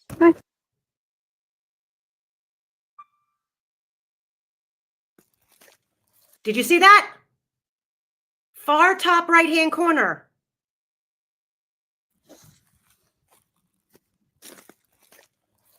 Do you see that? Guys. I did. It was a shadow coming up. You can see it. It's a shadow right there. It's a shadow right there. Coming up, just like you said, behind them on that trail. On the right-hand side. Yes, I saw it. I saw it. I just now seen that. I just saw it too. Do it again. Do it again. There, I saw it. Did you fucking see it? Yes, and the steps are matching. Oh my god, bitch! You ain't did it. I'm just joking. Oh my god, we just did do it. We just did it. We fucking did it. Bitches Oh up in the house. my Bitches up in the house. Sorry. I thought, I'm sorry, I shouldn't be excited. That's not something to be excited about. I'm sorry. Do it again. This is a fucking. Do it. Do it. Do it again. Do it again. Oh my god. Do it again. Do it again. Oh my do it again. god. Hold on. Okay, I gotta catch my breath. Somebody else was there. We just saw it. I saw it. You saw it. Do it again. I got it blown up on my screen. Everybody, watch the top right hand. The top right hand You corner. can The see shadow someone coming up behind approaching them. from the right, and they're stepping with the In footsteps conjunction down. with the noises in the video.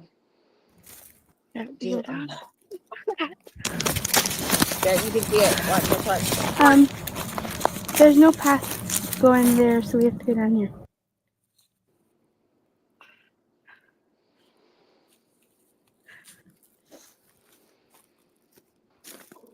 There it is. You saw it.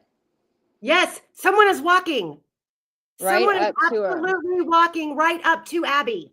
Yes. Is that Abby?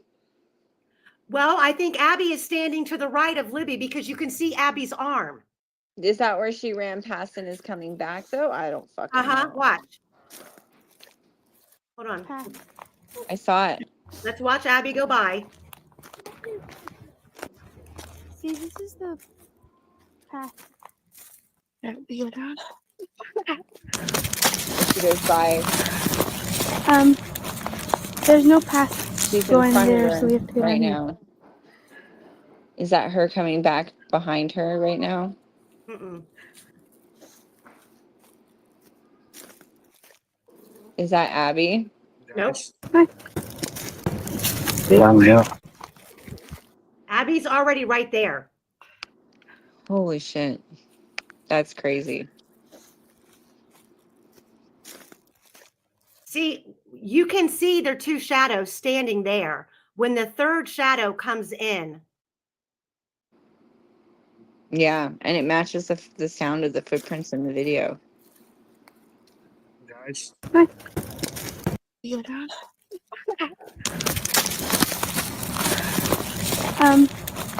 There's no path going there, so we have to go down here. So Abby's in front of her right now, and she's going to walk back towards down the hill. Now, is that Abby coming back, or is that someone don't think walking so. up on him? hold on. Give me 1 second. Keep talking. So Abby's up where we're looking towards the top of the screen at where we're seeing it come from. So she's walking back. So are we seeing her shadow walking back, or are we seeing someone else walking up on them? Hold on. Let's look. Let's keep watching. Because my whole screen is that little corner right now.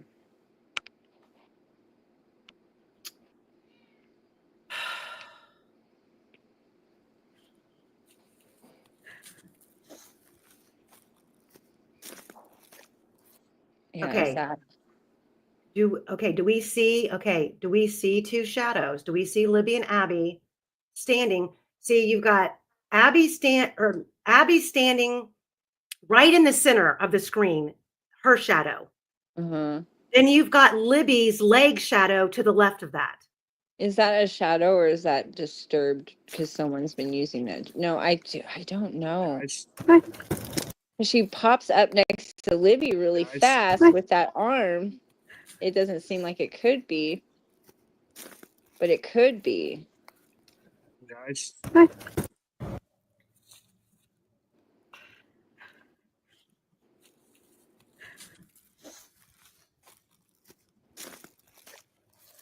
What direction does it sound like to everybody that these footsteps are coming from?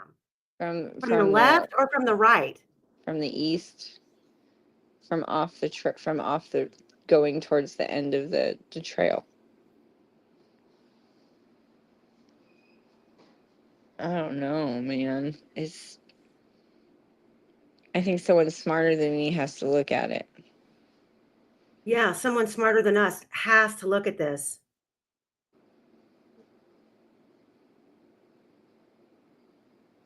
I don't know. It could be Abby. It could be someone else though. But I mean, it's Abby's But I arm feel pops in. I feel like Abby's arm pops into the view a little bit too quickly after that.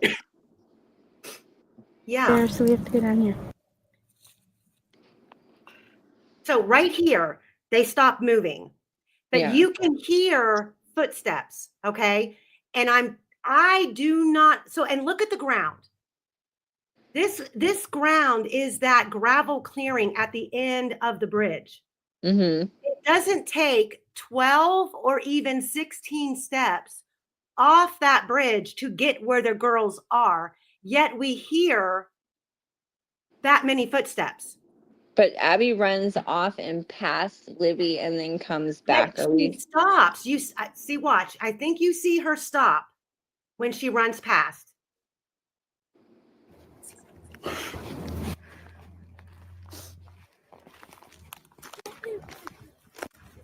See, this is the path. So Libby just took. I just counted 10 steps Okay. from the edge of from the time that you see Abby. Listen to her feet. Wait a minute. Let me rewind it. Sorry, guys. 1, 2, 3, 4, 5, This is the 6, 7, 8, path. 9, 10. There's her. Okay, but do you see How far? Abby? Do you see Abby passes her, but then she slows down? Yeah. She doesn't go 10 or 16 steps away. She stops right there. Yeah. There's no path going there. See, right? I believe that right there is Abby's shadow on the right hand There's no side. See, they're both. See, this is Libby's shoe down here at the bottom. Uh-huh. Up top is Abby's shadow. Uh-huh. I see what There's you're no saying. path Abby's going not there, so we moving. have to go down here. Libby's moved towards her. Listen to the steps.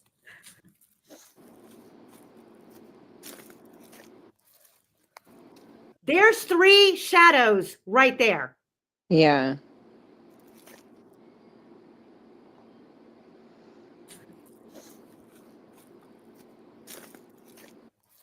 I see that. There was 3 shadows, yeah. There And are then 3 there's- shadows right there. And her arm appears in the frame too early for it to be her. It has to be, yeah.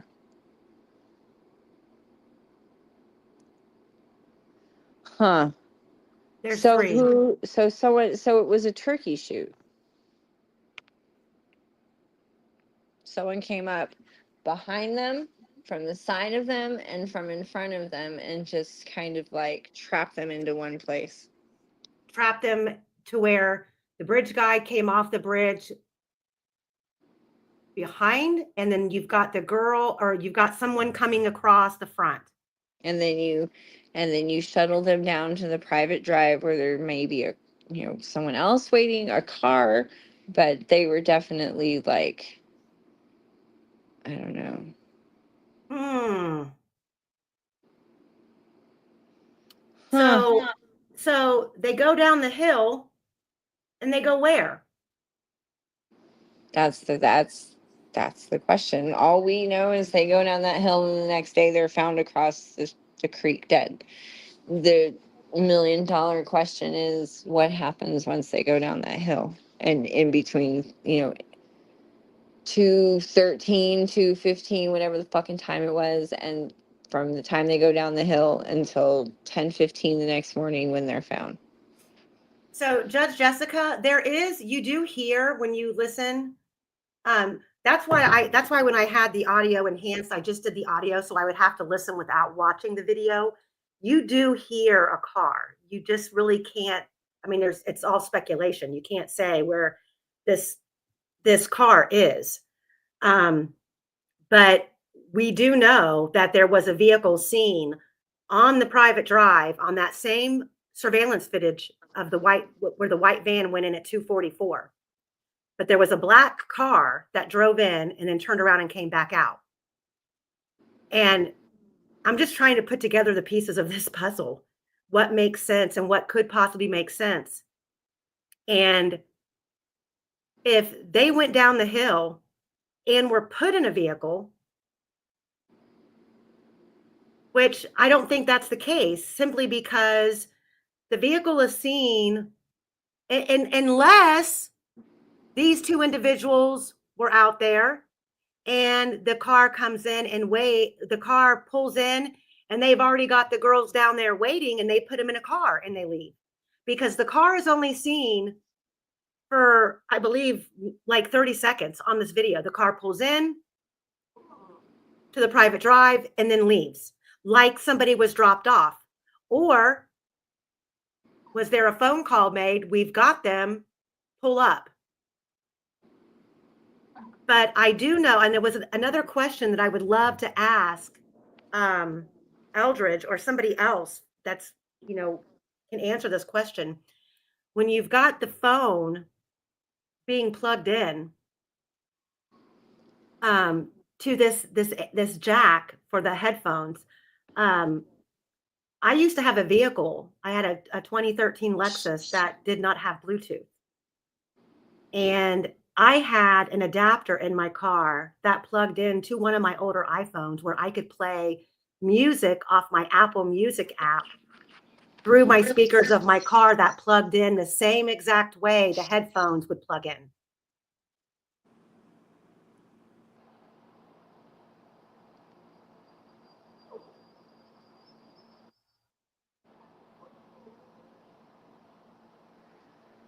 Deb says maybe the BG guy keeps walking straight and the girls go down the hill.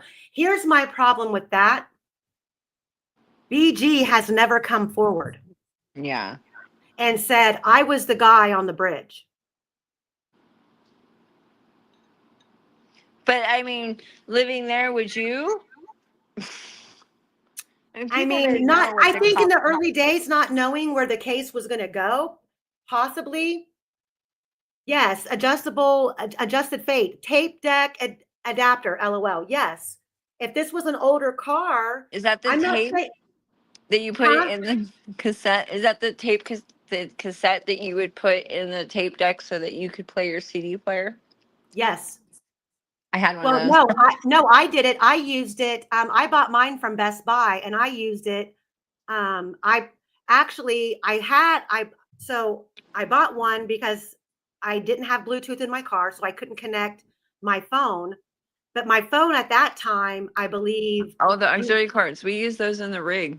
Yeah, you still had to use the auxiliary cord. And then when the new iPhones came out, remember they provided you with the adapter that went in your port as your charger. I forget what year it was that came out with the iPhones, but they You're gave right. you the adapter that it would plug in to your port like you were going to plug in a charger, but it had the jack attached to it. Yeah, I know what you're talking So about. I used both. I know what you're talking about. So whoever's car they got in had to be an older car if she's plugging in shit to an auxiliary cord.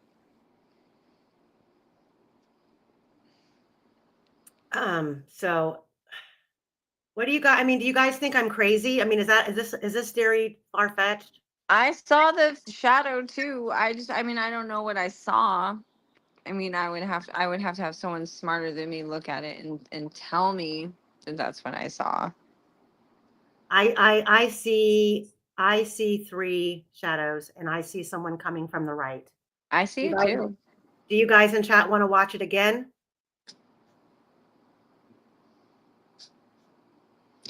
But if we saw it, how come they didn't see it? Is that why? And maybe they did see it, and that's why this whole time I think Nick McClellan thinks that Richard Allen had something to do with it, and I think that he's waiting for him to tell on other people. And Well, have we ever looked into the alias that was released with the PCA, Craig Renfro? Has anyone ever looked into that? 'Cause that guy's an interesting dude. I have a little bit, and I can tell you that he used to run around With over Paladino. there on 600 near Hodges Paladino. Drive by the Paladinos, Mm-hmm. which I found absolutely bizarre that they would put Rick Allen under his name. Why would you choose a real person? That was weird. When you did, I mean, you didn't even have to put him under a name at all, to be Yeah. honest. If you were trying to hide him, why So why use put him that under name? that name? Yeah. I think they talk to Ooh, each other. I Judge think that Jessica said, yes, he's being prosecuted right now by Nick and Stacy for assault via bodily fluid. it means he threw who? I think she's talking about Craig Renfro. Oh, he probably was in jail and I don't know. I had to do a pickup at LA County Jail once, and some guy threw shit on me, and he got in trouble for it. I had to go testify in court for it. Bill. He's had things at LA County thrown at him before too. Yeah. Daniel Pearson. Gina's talking about Daniel Pearson. Yeah, he was out there. And so there was a lot of people reported out there the night before. Evo Alaska is going to look up the geocaching. If you can find a list of what was out there on February 13th, please email it to me. Judge Jessica said a spit. It was spit. He spit on somebody. Domestic violence. So it was a DV charge. And yeah, I mean, spit is an assault. Yeah, you can get in trouble for spitting on people. So if he was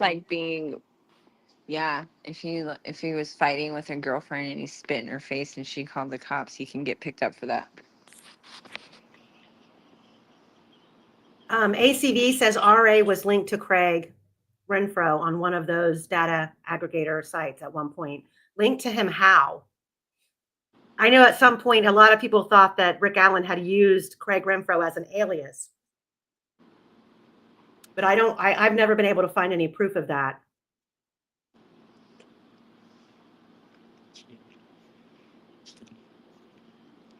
There was something that someone found where he was using, was it Pinterest? I forget what it was. The name Emily Ann was involved.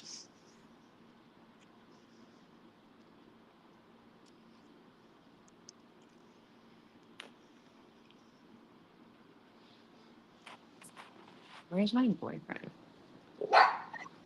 Chili. You can't have it. chicken is bad for you and you cannot eat it. All right, I'm gonna pull the video back up, and then I'm going to, guys, if you have some questions, I'm gonna bounce over and I'm gonna address all of your questions if I can. So I'm gonna pull this back up so we can watch it again. And geez, oh Pete. Guys, See, this is the path.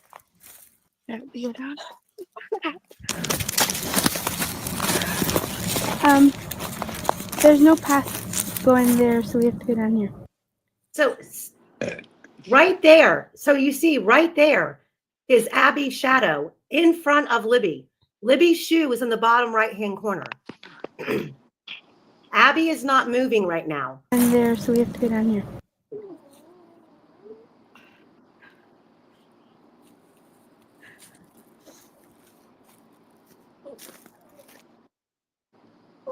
Is that how many shadows do you see there? I see 3. Yeah. Peanut, be quiet.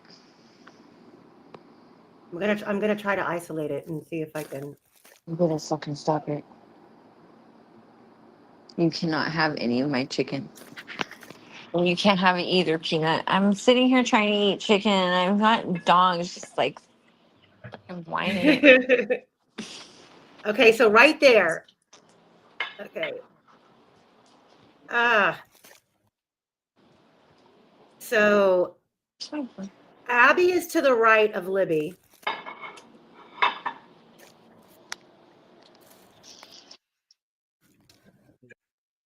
So see, Abby's right there.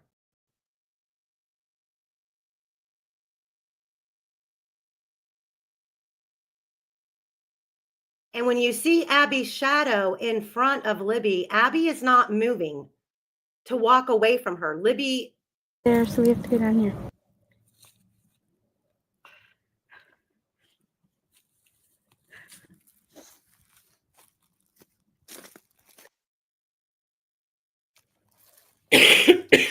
guys. Yeah. See, and they both go.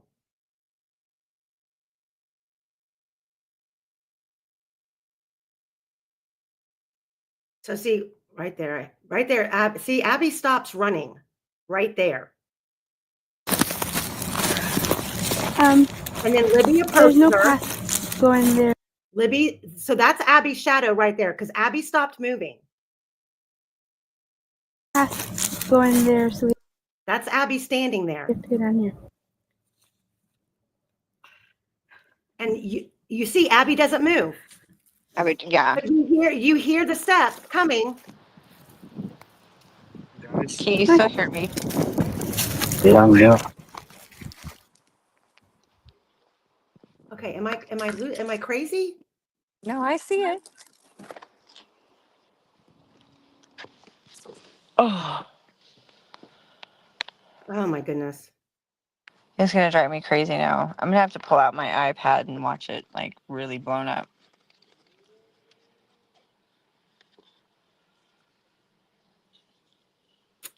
Okay, so let me grab some of these questions.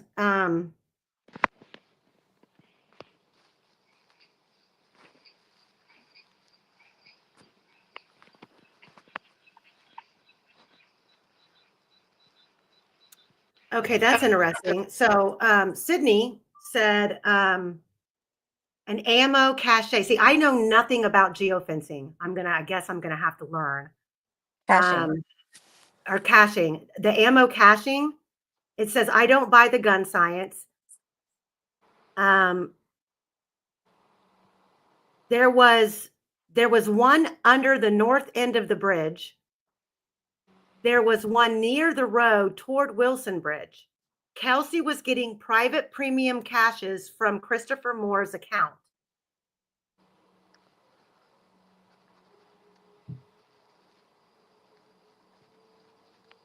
Huh? Yeah, that was what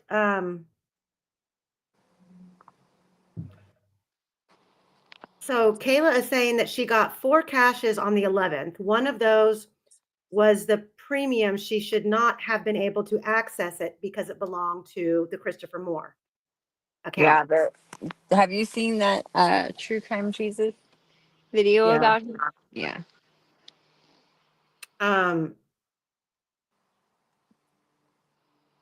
Yeah, the geofencing is something that we're probably going to have. I'm going to need to bring someone on who knows what they're talking about with that. I would love anybody out there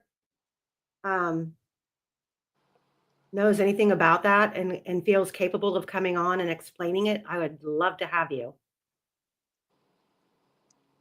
Is there a way that the experts can tell if that down the hill part was actually part of the video and not inserted? It just sounds so weird. I would think so. I mean, I absolutely would think so. ACV says, was there another girl with him? I don't know. I mean, it's possible. I do But hear that whisper. That whisper at the beginning, that needs to be separated from the words that you see from Abby's lips. Like you see Abby saying something right when that whispering is happening. I know a lot of people think that she might have been too far, but I just don't know. I just don't know. And I do hear the car that people are talking about. So there could have been a car waiting for them down there. I know that's not what Reese said, but there could have been. Yeah, Mama D, I do believe that I do believe I hear another voice, but I can't be certain. But I will say this, if there's another female on this video, she was with the men. That's why she's never came. That's why, I mean, can you imagine there being another girl out there who escaped the fate of Abby and Libby and never has come forward? Or No. maybe they know who she is and they were protecting her, and then it got too far into it for them to if they Well, would have come out after changing the sketch and then said, oh yeah, by the way, there was a third girl, it would have been fucking disastrous. well, the thing is if they got the wrong guy altogether, nobody has to come out and say a word because no one has. And if there was a third girl there with Abby and Libby, what better person to catfish two young girls than another girl? Well, didn't Kelsey say that I remember there was some interview Abby was talking about, or not Abby, Kelsey was talking about like being at the cemetery and screaming at Libby. And I mean, she didn't in that interview she say something about at one point in time she had catfished Libby with this whole Anthony and shots thing. I don't know. I mean, I've heard that Kelsey has okay. I've heard that Kelsey has catfished Libby before. So if you pause at 11 seconds, compare shadow on right side of bridge to shadow on tree line on right. I don't see how both can exist at the same time. At 11 seconds, okay, let's do that.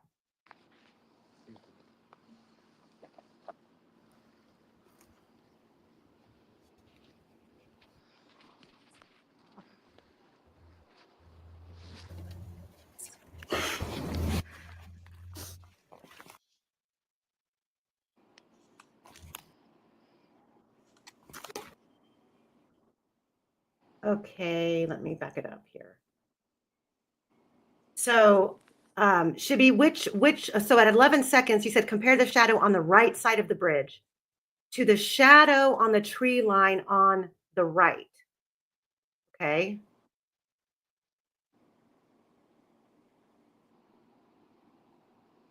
Sorry, guys. The shadow of the tree line on the right. Is this the shadow that you're talking about?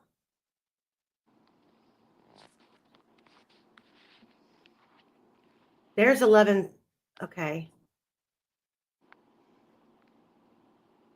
That's at 11 seconds.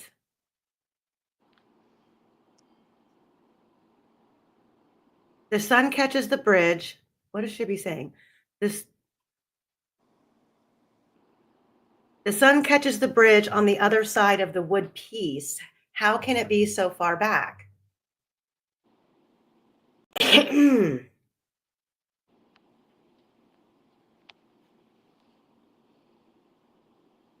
Hmm. I don't know.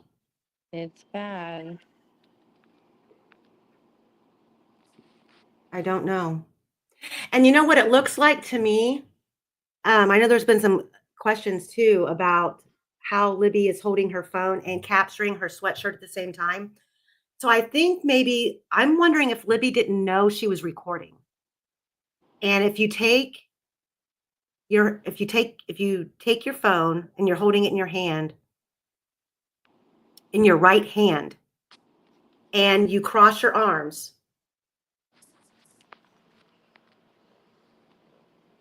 could that be how she's holding the phone and it's catching Abby accidentally? So the Rockaway says, Libby, Libby was definitely recording. She wanted to get a video of Abby making it to the end of the bridge.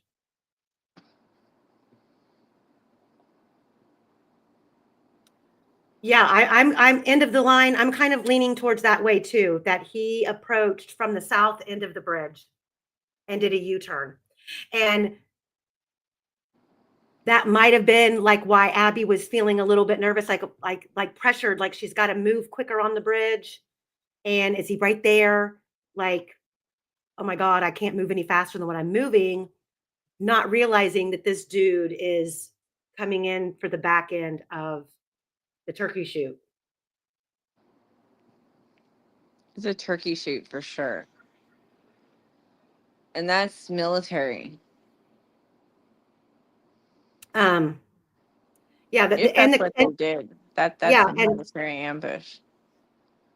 And under your scars, you're right. There is a clump of hair that was found at the bottom of the hill. So were they forced down and then was someone snatched by their hair? I mean, I don't think we know who that hair belongs to.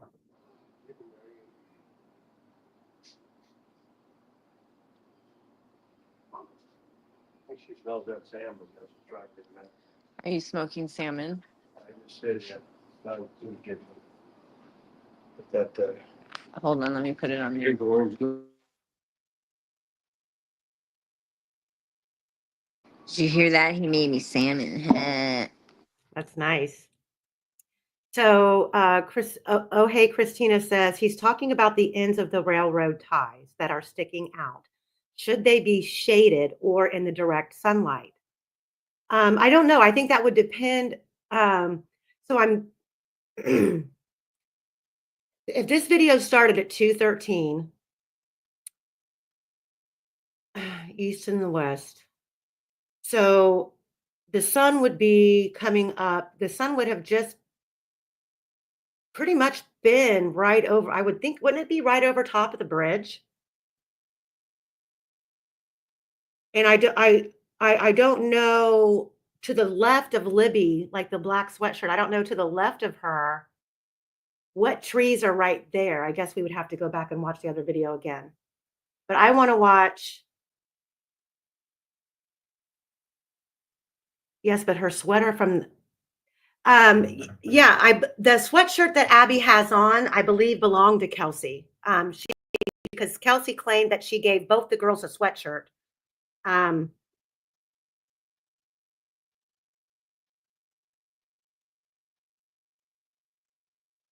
I know, I want to know where that phone is too. And I think that there is going to be more. I think that based on what Eldred said last night, there is more.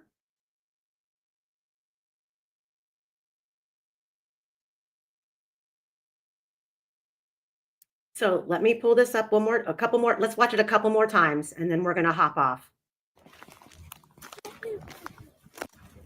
See, this is the path that we go down.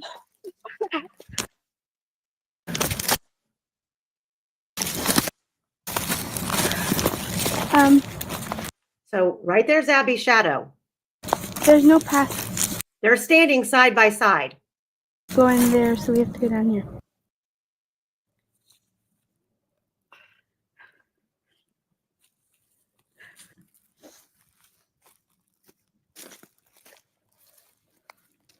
Guys, And I know a lot of people think that Libby says hi. I don't know if I hear hi. I hear a huh. Could be wrong. I hear a huh. I mean, if you've had teenage daughters, you've heard that, like, huh? When you walk up on them, like, singing in the mirror, huh? I think I'm almost convinced there's 3 shadows right there. I think so too. But you never know. Someone's going to prove us wrong. Possibly.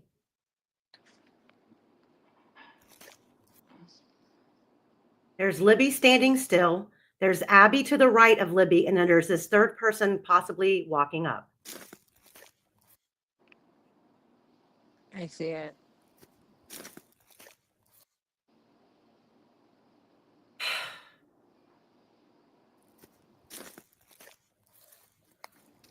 guys, Yeah, I'm here.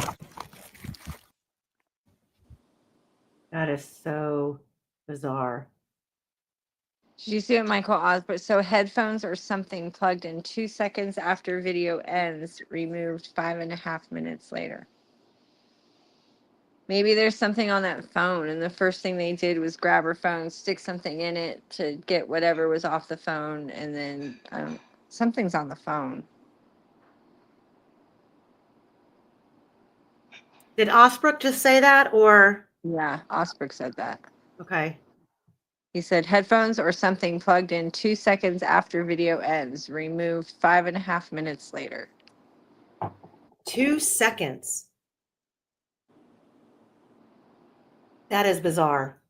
How does that happen? I don't fucking know, man. It's crazy. Jeez. Okay, here we go again. Eldridge did mention the headphones being plugged in.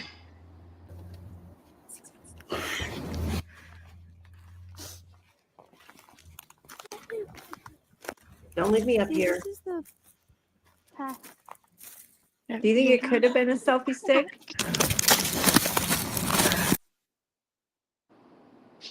A selfie stick? That's what Fiend said. And they did have one. I know that was a thing with them. There's a couple pictures where they have a selfie stick in the pool. There's no path going there, so we have to go down here. So does everybody agree that Abby is standing still and Libby like steps to her? I think so. Mm. Her arms were in the sleeves, but the sleeves were pulled down past her hands.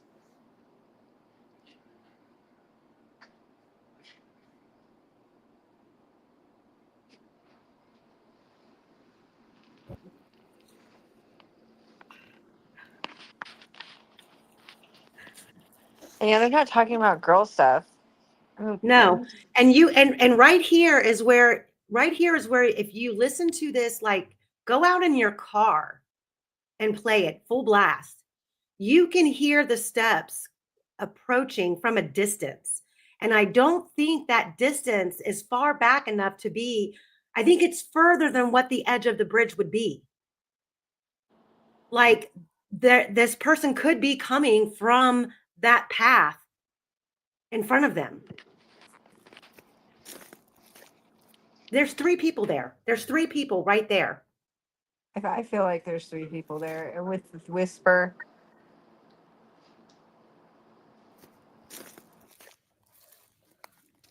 guys, Yeah, I'm here. Go down the hill. He says go down the hill, doesn't he? They cut off go. You think And he's saying go? I think he is. Go down the hill.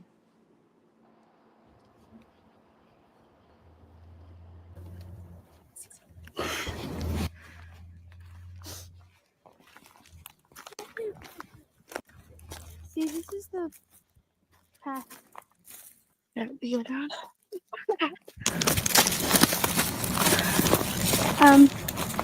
There's no path going there, so we have to go down here.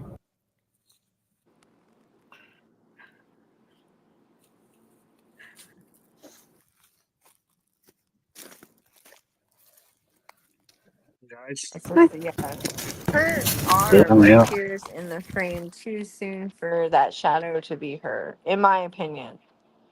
I mean, I'm sure an expert will figure it out, but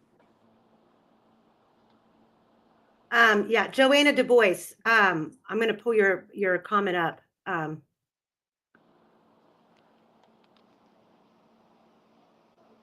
Mike, come Um, up. Tell Michael to come up here. Send him a link. he already has the link. Tell him to come Um, up here then. Michael, where are you? he said, yeah, you were asked last night.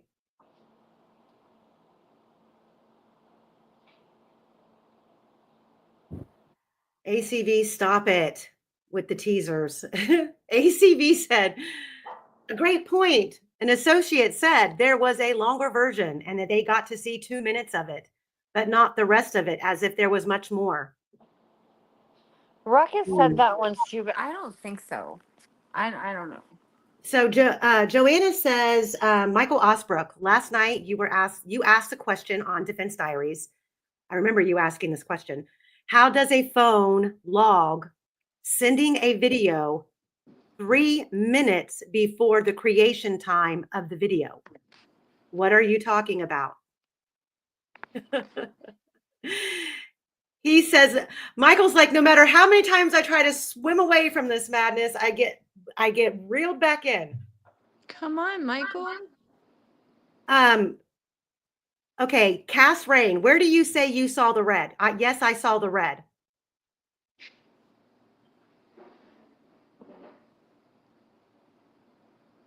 I do remember hearing about a 2-minute video. I do remember I've hearing heard about about it too. It's always been a rumor that's out there. Ruckus said that I mean, Ruckus is kind of a weirdo, but he said that you can hear someone telling them to take their clothes off.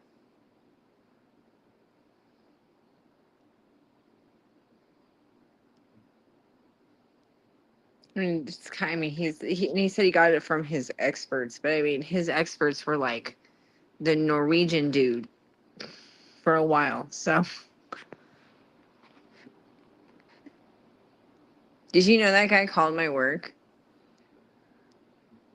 Do what? The Norwegian dude, the Norwegian Frank guy, he called one of my jobs and For told them what? that said that I was being an online bully. And I didn't even work there anymore. I hadn't worked there in like 2 years. And then the supervisor texted me. He's like, "What is going on? What are you doing online?" Are you a bully? I'm a bully. Scales of Injustice says, I hear a male voice 3 to 4 seconds in. You know what, Bell Mayhem? I've heard that too. That that more video comes, there's more audio because the phone was put in her pocket. I've heard that.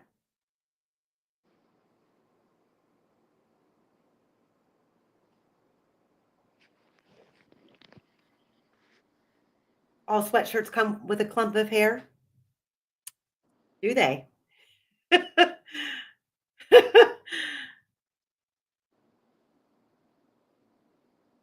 So, I'm sorry. I don't know. I mean, I am all of the Northern European countries, but I don't know him very well. Is he Dutch? I okay, so apologize. here Michael Osbrook is answering. He says, in general terms, la la la la. In general On the terms, the screen. video is Go ahead. In general terms, a video is attached to a text message at time X. I wanted Eldridge to explain how the creation time of the video on the time of stamp is X plus 3 minutes. Okay, in general terms, a video. Yes or no, Michael? Are we talking about the video was sent with a text message at to someone at a certain time? Or am I reading too much into that? That this video was sent, and you're saying it was sent 3 minutes before the timestamp of its original creation at 2:13. Are you Is going to that go what get a you're lottery ticket? Sorry.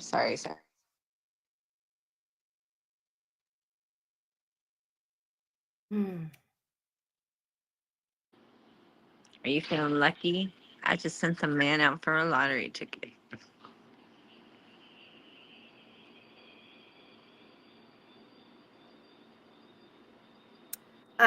So we have a question, guys, in the chat. I don't know who is Christopher Moore and who is Bob Shude. I've never heard of those. Christopher Go ahead. Moore he's I think that's who. Are we talking about the professor? There's a We're video. talking about who Kelsey was getting the geocaching from.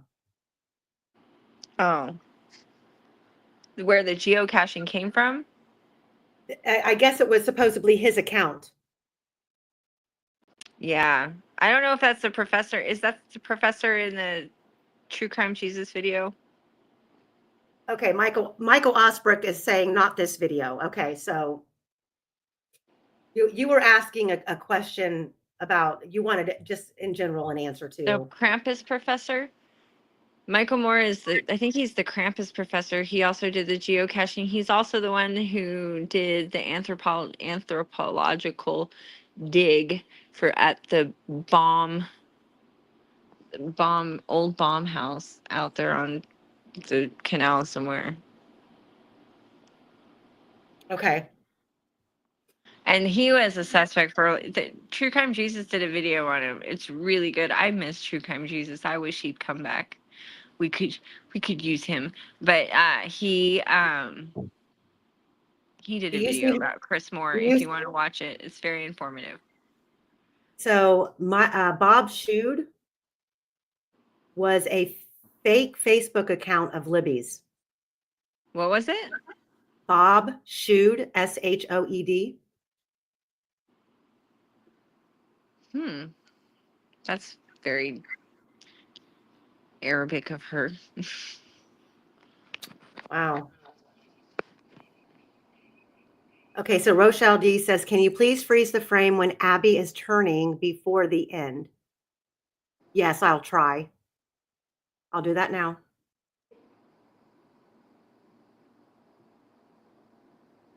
Yeah, we need to get True. I would like fangirl out if we had True Crime Jesus. I've loved him since the beginning.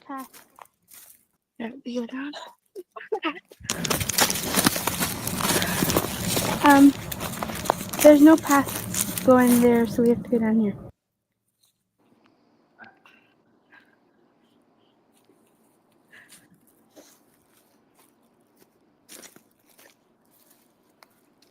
Guys. Hi.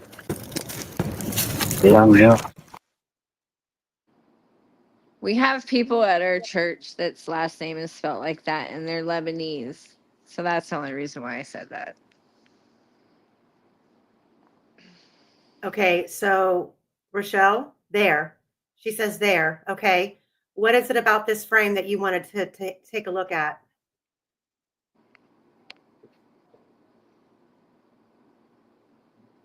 Okay, she just said I saw it again. Is this where you're saying that you see something red? Abby's shirt's red, isn't it? Yeah, Abby's shirt's like a maroon color. But I think Yeah. that she's talking about something else. Let's watch it a couple more times. The red on the foot, she said. The red on the foot. Okay. But it's at the shoe. Hold on. It's Abby's arm, Mama D said. Hi, Mama D. We should get Mama D up here. Hi. Yeah. Yeah, I think it's Abby's shirt. Yeah, Carla Ann says Abby ran past that shadow. I think I thought so too when I looked at it. That's why I'm not sure. Hi. Did you know? So, to ACV saying about Jerome Weiss. So, you know that video about Jerome Weiss that True Crime Jesus made? Do you know who Jerome Weiss's little sister is? Mary Cottrell, Curtis Oh my, Palladino's girlfriend. oh my God. Yeah, so that's the video that guy killed his like 15-year-old girlfriend the day The Voice came out or some shit like that, and no one ever did anything about it. He still has, like, 2 weeks later, he got his Indiana State card to carry a gun like whenever the hell he wanted. But that video that True Crime Jesus made about Weiss is Mary Cottrell's little brother, Curtis Palladino's girlfriend. Curtis Palladino, the dad, not The CJ. dad, yeah, not CJ, the dad, the older one. And just to throw another conspiracy And out there, Sheena Cottrell's little brother's ex-wife. Sheena Cottrell, who was dating Jason Palladino at the time of this murder, And lived in was Peru down the street from Tony Klein, Klein. Tony Yeah. Klein. Tony So, Klein. Sheena Cottrell was dating Jason Palladino. Sheena Cottrell's younger brother was married to Mary. I don't know Mary's maiden name, but she's now Mary Cottrell. Mary Weiss, hence Jerome Weiss. Mary Cottrell's maiden name is Weiss. Okay, so the younger brother who was married to Mary was killed right around the same time that Mary started dating Curtis Palladino. In a strange car accident. Right by Curtis Palladino's house, by the way. Okay, so well, guys, we've been on here for 2.5 hours. I've been at this all day. Hopefully, you guys don't think I'm too crazy, but I think we're gonna hop off. Yeah, Let everybody get back to their Friday night. I'll be back later on this weekend with Ashley's case. But I want to thank everybody for being here. I want to thank all my mods. You guys are wonderful. I love you to death. And if you are on the replay crew, I still read comments after the live is over and I try to answer. Mods, feel free to do the same thing. If you guys if you feel you can answer any questions, that will help me. But I enjoyed, this was a good time. I like spending my evenings with all of you. But before you guys go, please go out there and hit that like, share the video, subscribe, please. ACV, before I forget, is it worth talking about the other group of girls there, Mata, Hera, and Collier? Yeah, it is worth talking about. I need to do that on a separate live. But yeah, because Rick said he saw 3 girls, not 4. Yeah, that's always been a thing. Yeah. That So- also is dependent on where he parked too, which leads me to believe he parked at the Freedom Bridge Park. But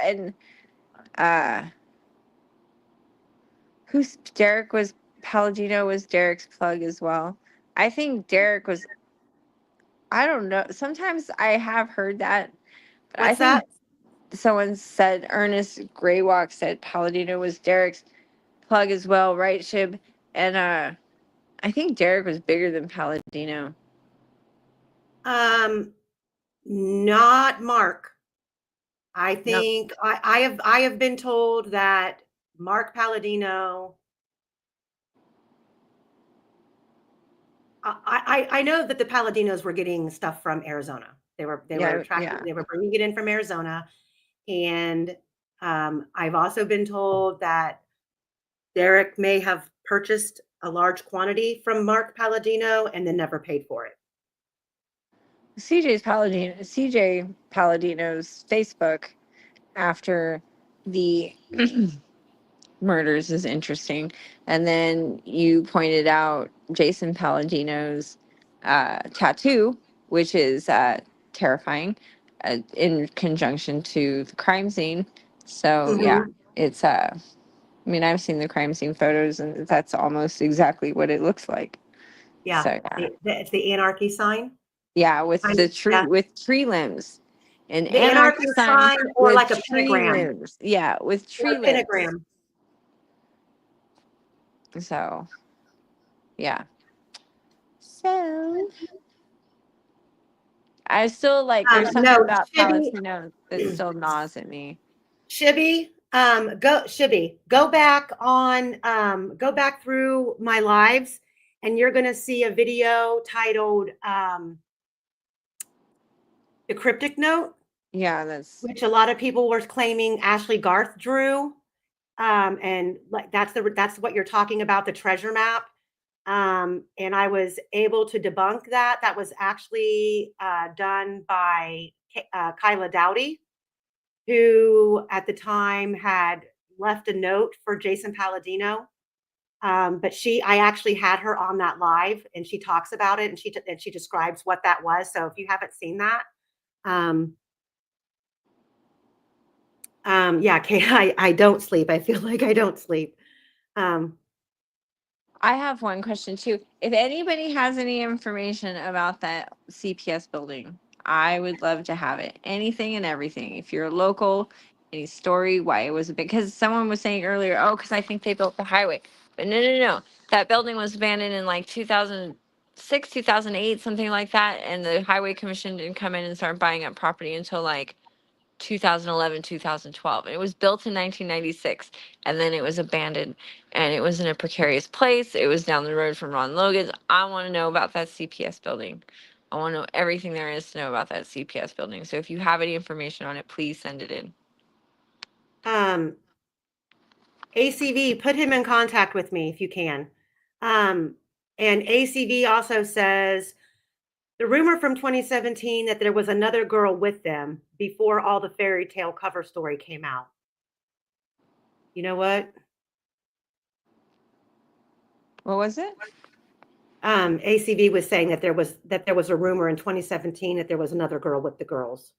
There's been lots of rumors because of there's groups of 2 girls, 3 girls, 4 girls, whether or not the girls had another girl at the very beginning. If you go back to the Facebook groups from like the very beginning, like the first week or two, people are talking about it. You can see it.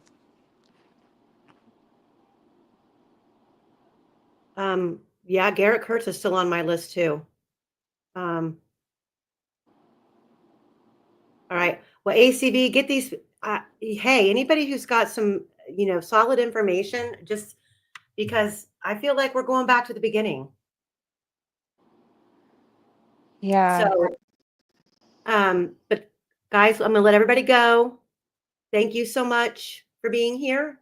Hit that like, subscribe, and share. Replay crew, thanks for coming in and watching later. You guys all out there be safe, and I will see you the next time around. And don't forget, if you have any tips regarding the case that you would like to help with the post-conviction appeal, please email it to delphitipmail@gmail.com, please. delphitipmail@gmail.com. Good night, everyone. Good night, everyone. Thank you.